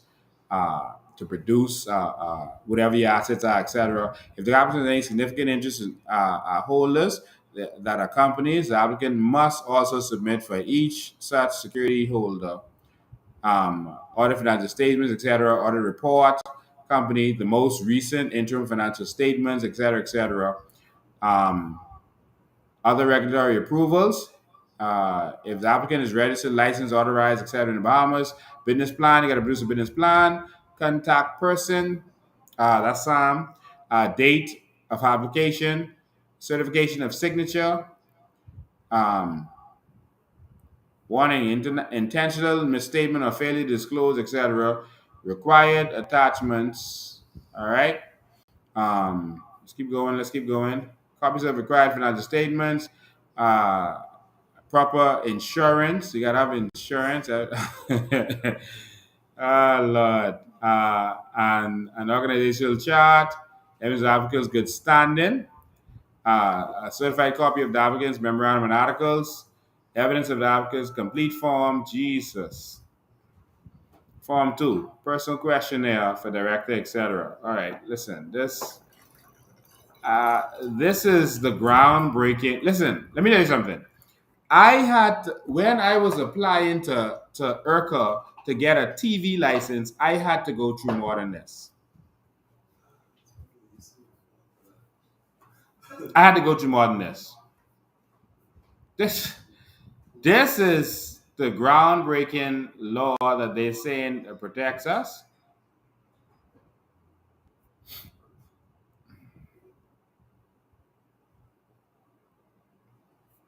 Wow. CEO, listen, man, oh my God.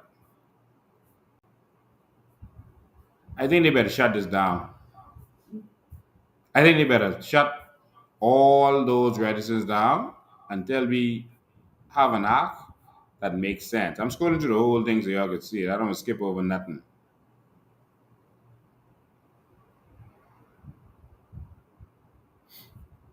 Jesus. Just going through the whole thing, letting you see it. Current regulatory details of information security officer. Um, oh my God. Wow. I see why we're in the situation we're in. Wow.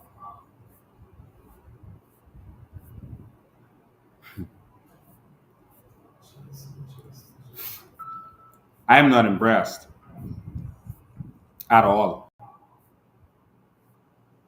Application resident of initial token offering. Okay, we didn't see that. I'm just going into this whole thing. Maybe there's someone at the bottom. Maybe it's something somewhere at the bottom. Contents of an offering memorandum. Okay, nope, nope, nope. Jesus, ladies and gentlemen, I'm gonna need you all to pray for our country. There we go. He's looking for this. The fee schedule. No man, no man. What?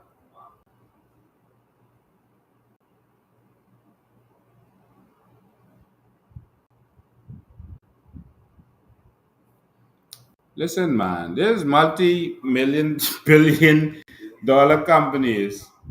Man, hold on.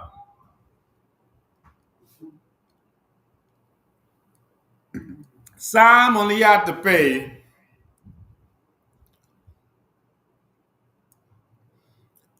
a $5,000 application fee for a digital token exchange, or let's say all other business. I don't know if he was really a he wasn't. I don't know if he was a digital token exchange. They have a digital token, but he might be all other digital assets business. Sam had to pay $3,000.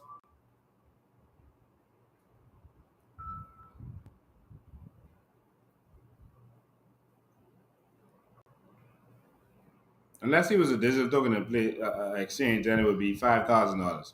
But all he had to pay was $3,000. Man, we need to go in this business. Man, y'all, let's create a digital token. What we call it? The conch coin. Let's call it the conch coin. All right? Let's create the conch coin and pay them $3,000. It's a $10,000 renewal fee, but Sam didn't make it to the year end. The license fee for chief executive officer is $350, or the compliance officer is $350.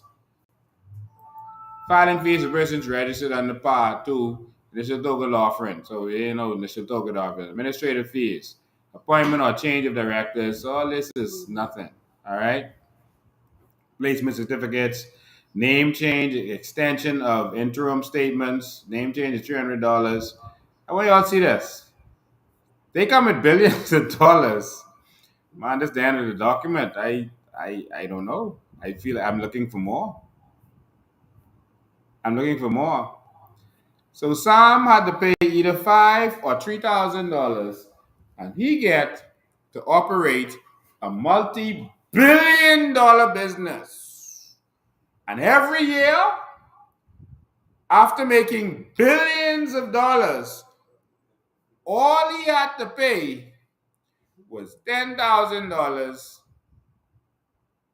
for digital assets business, or if you have a digital token exchange, $15,000. Ladies and gentlemen, welcome, welcome, welcome to the Commonwealth of Narnia. Ladies and gentlemen, I know I took long. I wanted to actually go through documentation with you. I think that is always important. Um, I'm going to open the phone lines and let you call in quickly. I'm going to do a few minutes on the phone lines. I need to hear from you all, man. So, am I the only one who sees something wrong here? How y'all feeling about this, man? Y'all talk to me. Y'all talk to me. Because if you go and try to open a business right now, they're gonna have more requirements for you than you just read there. The number is 804-4264. 804-4264. As I'm opening the phone lines, I just want to say, remember that we are having a cookout, so make sure come and get your tickets. I think we got a week more. When is it, on 24th? That is next week Thursday, not this Thursday. Next week Thursday is right here. All right, next week Thursday.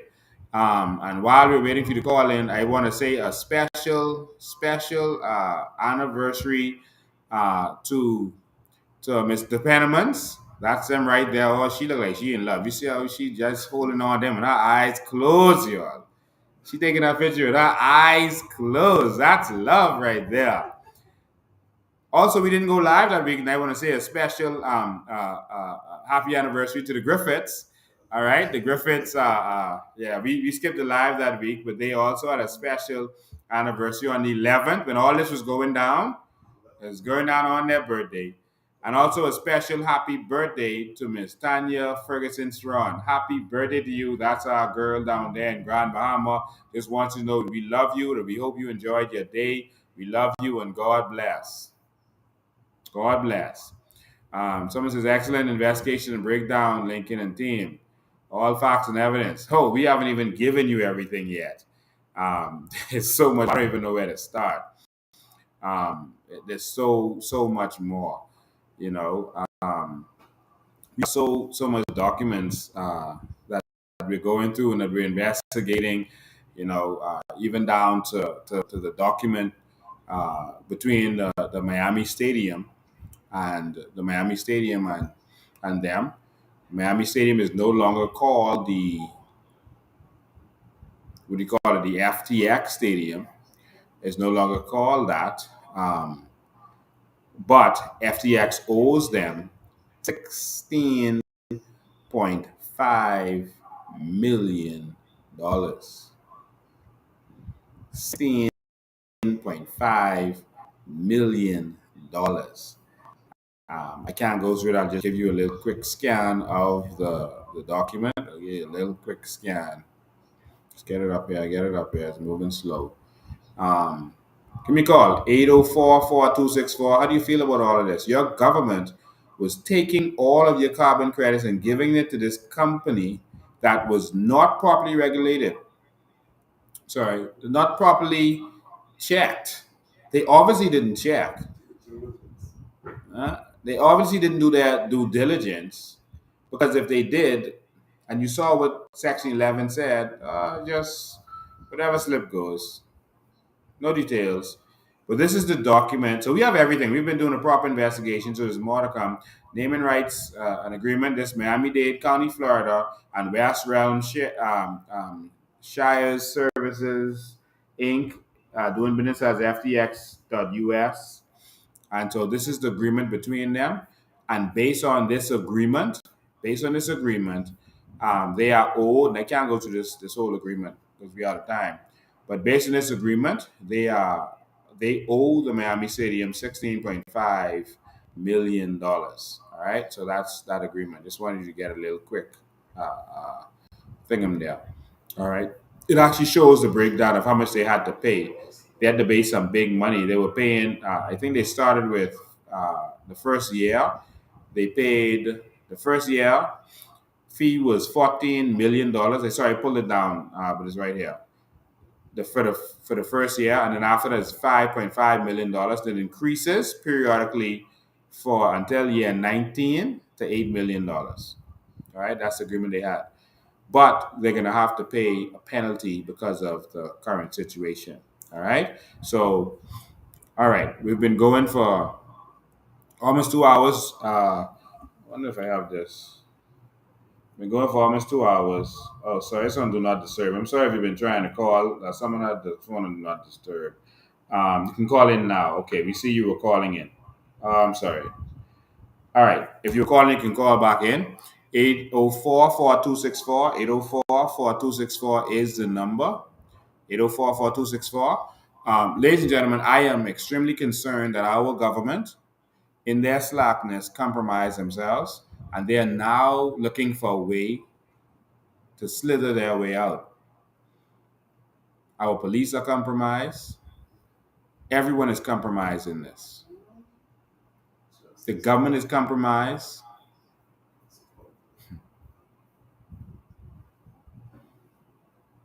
The entire nation is compromised because of the actions of our government.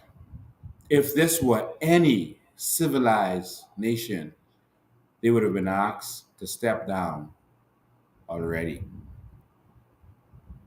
For lesser things, because the previous Prime Minister of Britain put some policies in place that didn't work out, she had to step down. She just did some policies that didn't go well. In 44 days or so, she had to step down. We'll go to phone lines. Good afternoon, you're live. Good afternoon. My call. Go ahead. You're doing a wonderful live tonight.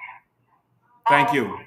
One of the questions I have is the Billy McFarland. Are they allowing him back in the Bahamas? I noticed everyone thinks that Bahamas is the best playground. I guess once you face the point, we really have to put a stop in foreign opportunists feeling confident that the Bahamas is a place to get away with such blatant illegality. Bahamians, we must stand up because at the end of the day, faith without work is dead. So my Bahamian brothers and sisters, God is with us in this fight. We have to continuously pray and fight for change. Mr. Bean, you're doing an awesome job. Bahamians, let's get with it.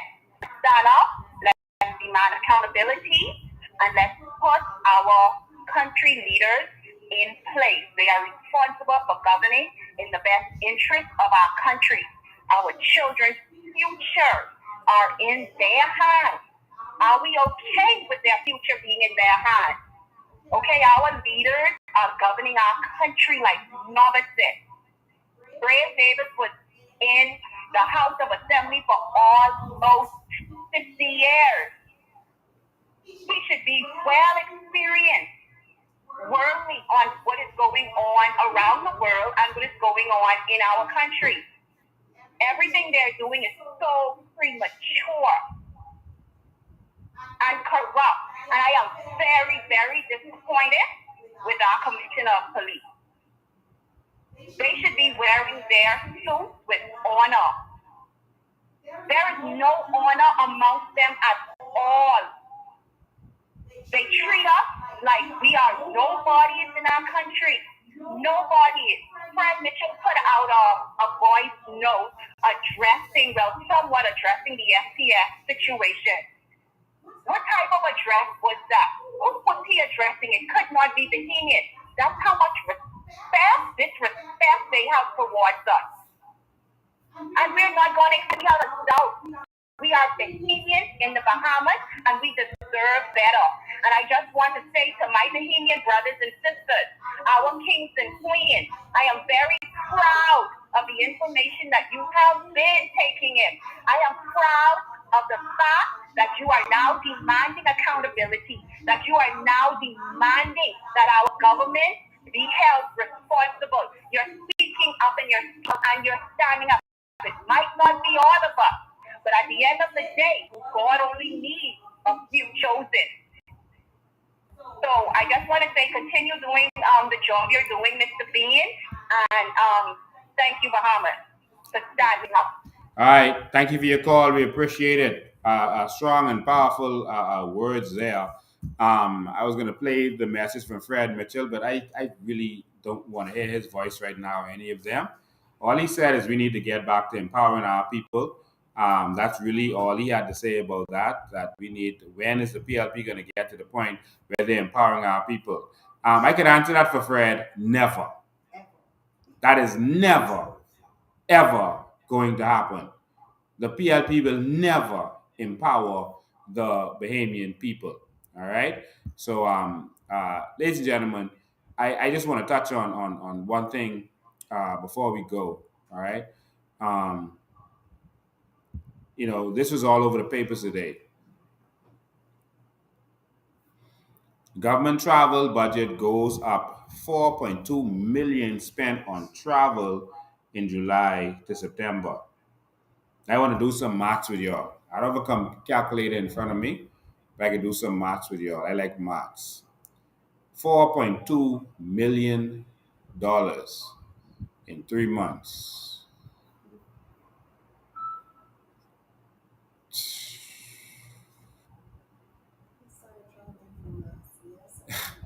$4.2 million in 3 months. July, August, September. $4.2 million. Jesus. What is that? $1.8 million per month?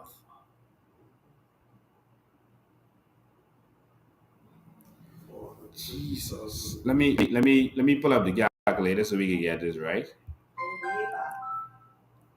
Y'all, let's do some calculations. And there's a reason I'm bringing this up that I want y'all there. Stay tuned. The reason I'm bringing this up. All right? Let's bring this up. So let's do that. 4.2. Very $4.2 million.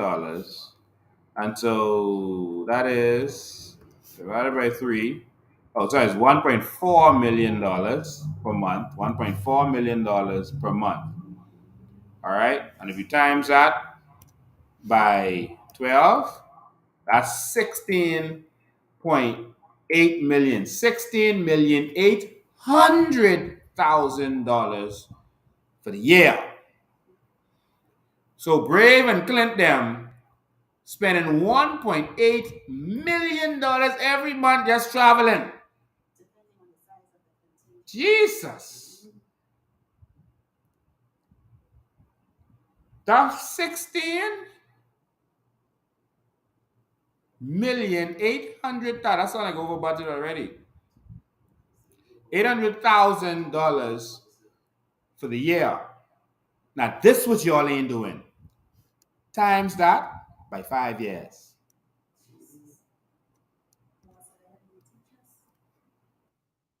That's $84 million that these absolute clowns would have spent of our money. While Moores Island don't have teachers, other family islands don't have teachers, this one crying for their money, that one crying for their money, $84 million. We have the same hospital we had from we became independent. We have the same hospital we had from the 50s. And they're going to spend $84 million flying up and down and balling and vacationing.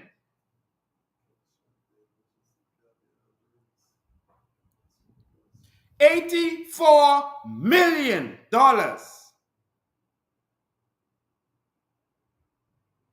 is what is scheduled to be spent on Brave Davis them balling. Why we ain't got no hospital? The hospital is in shambles.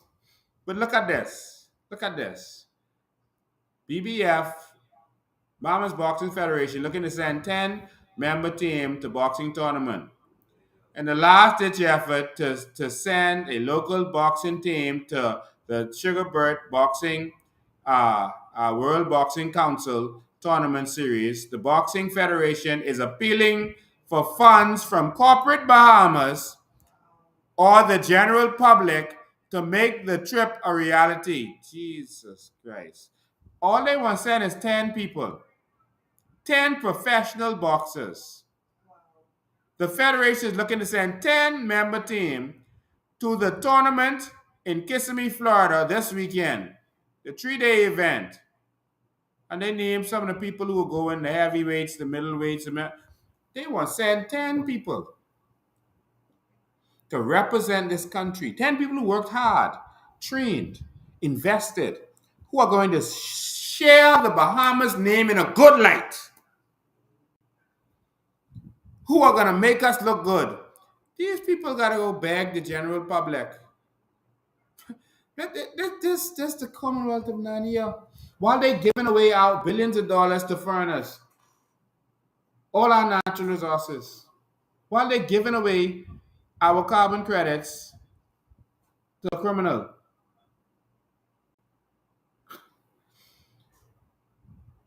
Ladies and gentlemen, welcome to the Commonwealth of Narnia.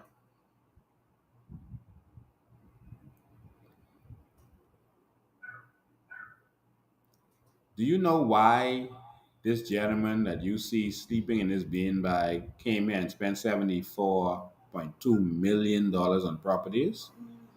That is how you hide money. That is how you store money. The property value is stable, it increases. And so you dump money in property. Many of the properties and condos you see building around here, One Ocean and all these other stuff, many of the condos and properties you see around here, that's crypto persons buying them up. Right now, property on the Eastern Road, crypto persons are buying them up.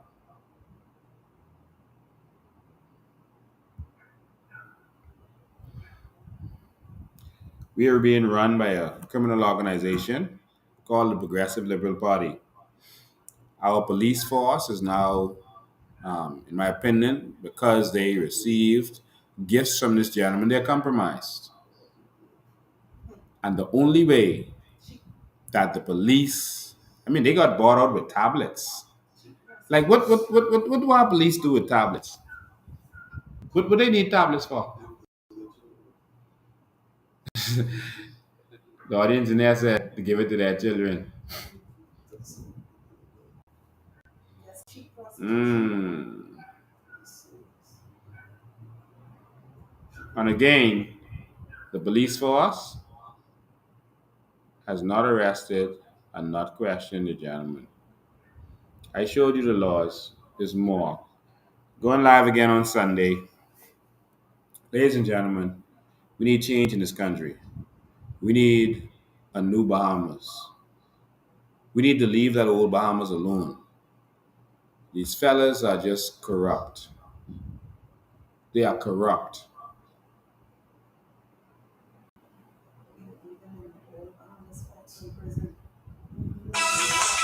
They are corrupt. We go to the phone lines. Good afternoon, you're live.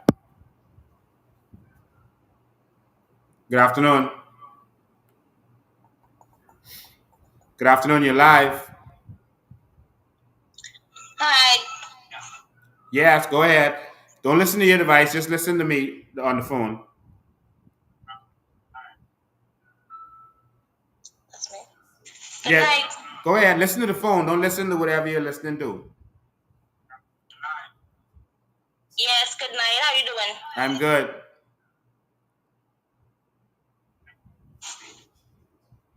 I just wanted to let you know that I watched your Steve McKinney show, Yes.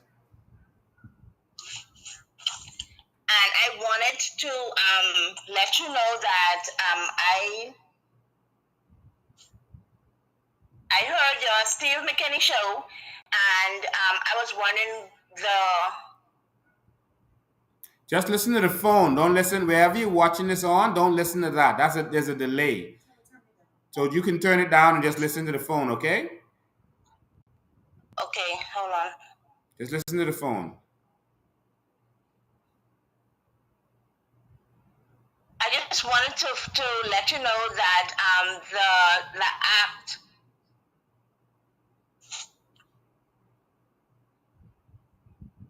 Yes, go ahead.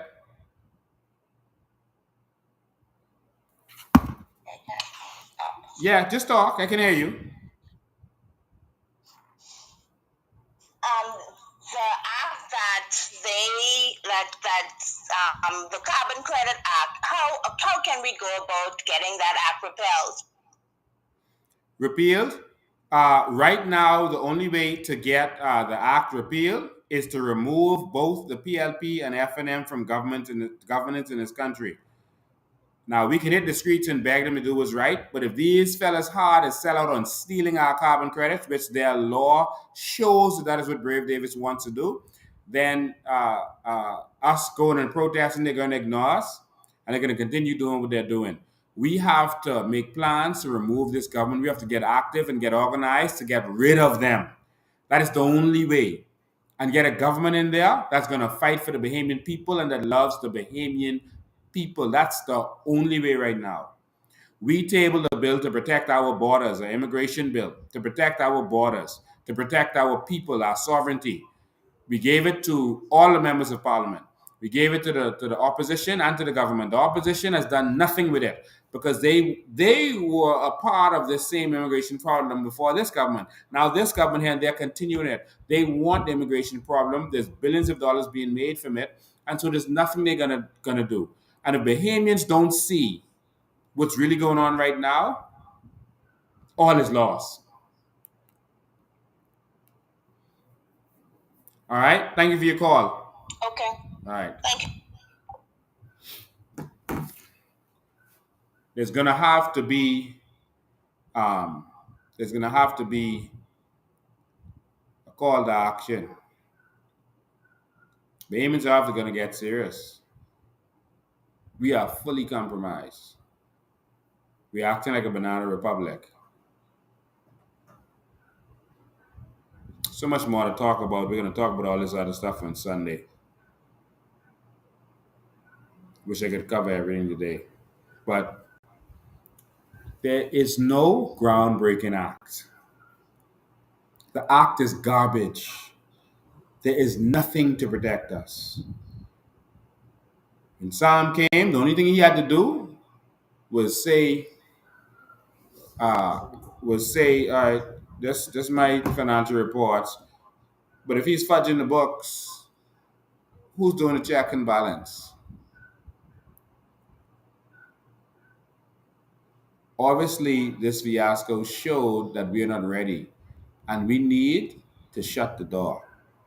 We need to end this fiasco now. There are other countries with these laws in place. They keep bragging about these groundbreaking laws. It's garbage. Y'all shared this live. Shared it.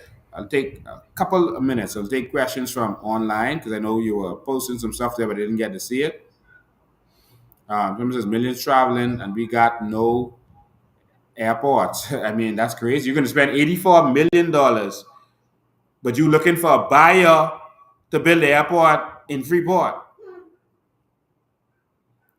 Y'all make someone make that make sense to me. $84 million.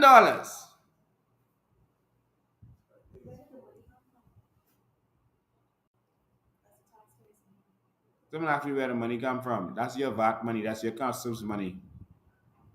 That's the money, the taxes when you put gas in your car. When you pay your property taxes.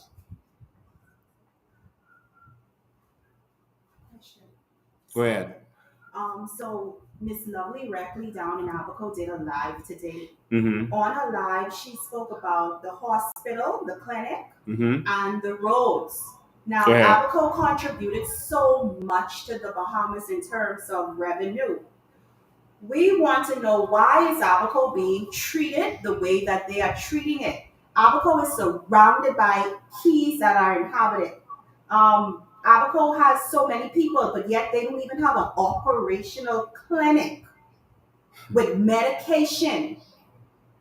And our leaders are traveling around the globe, dancing on the stage like, I am going to say it because it's facts and we have to start speaking truth to power.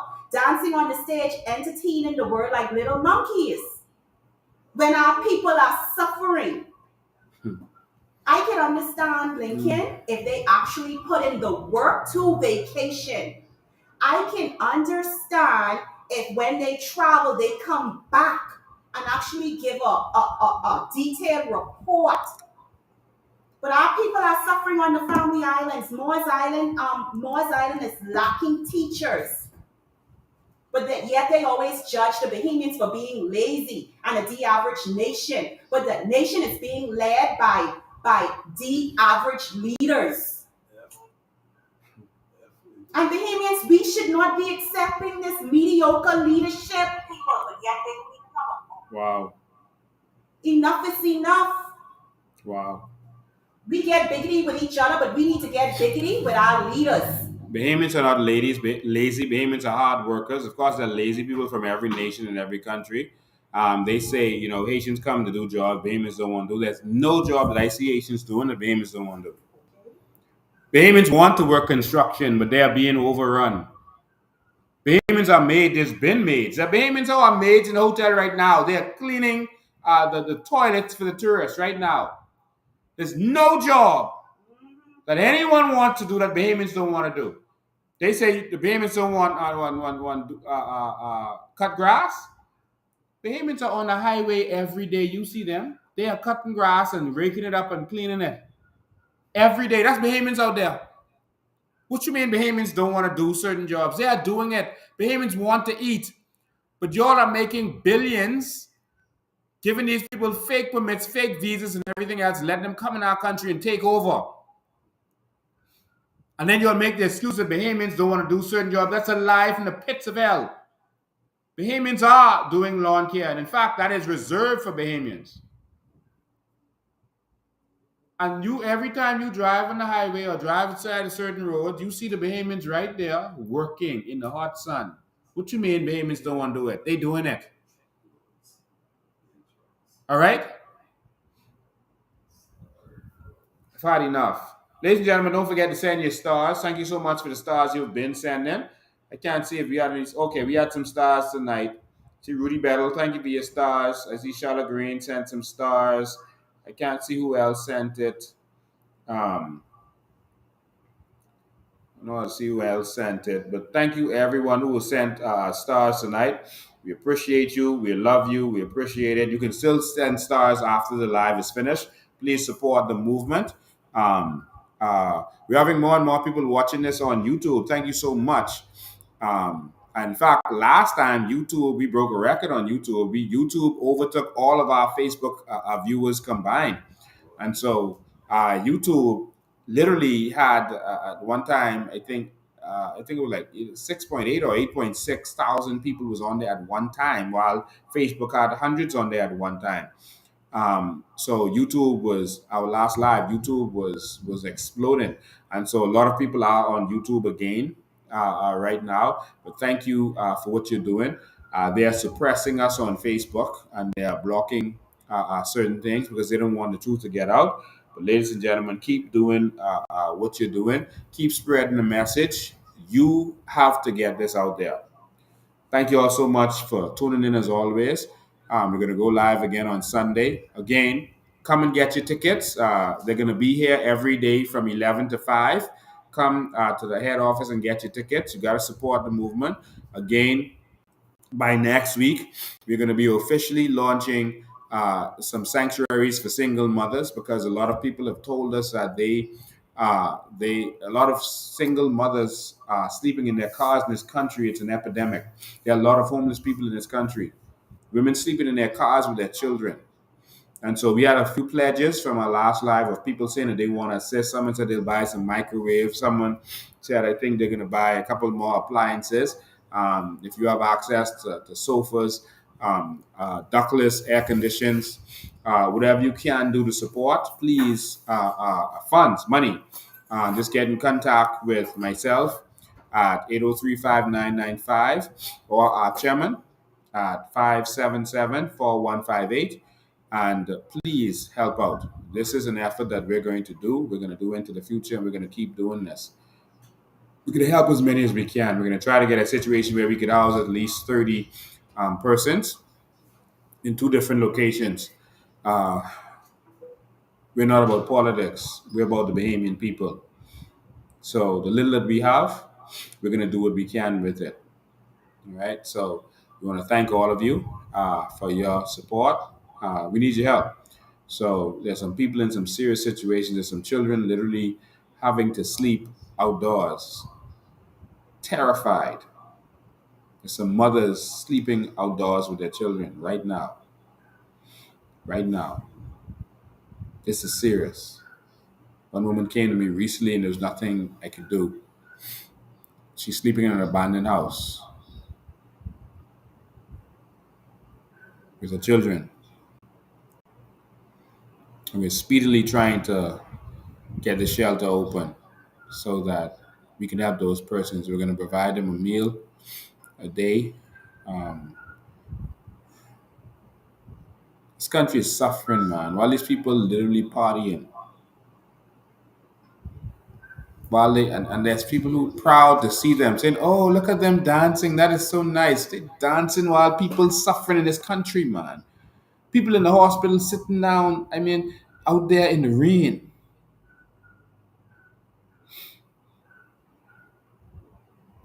We have a hospital that don't work. We have a dialysis center that is garbage. 50 years. I see them talking about the road to 50. And look at our roads. We can talk about this next time, but we've gone backwards. I was sitting down looking at every other country from 1970 to now, and it's like every other country has progressed. Haiti got freeways. Haiti got freeways, overpass, like what they have in Miami. Haiti got that. Right now, East Street roundabout, Blue Road roundabout, they should be overpasses, not roundabouts that still have traffic. Roundabouts don't work, you still have traffic. You should have overpasses where the traffic don't cross each other. We need a new Bahamas, man. We need a new Bahamas. I looked at pictures from the 1970s and 1980s at the Bahamas to now. We stuck in a time trap. I looked at Bay Street. I mean, I have the pictures ready. I was going to show them that we run out of time. We can talk on Sunday. Man. Ladies and gentlemen, I believe in a new Bahamas, and I'm going to fight for this. Y'all stand with me, man. This is for all of us. This is for all of us.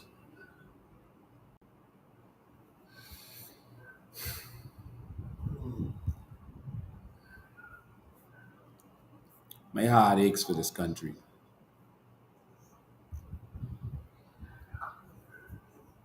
We could be so much better and do so much more.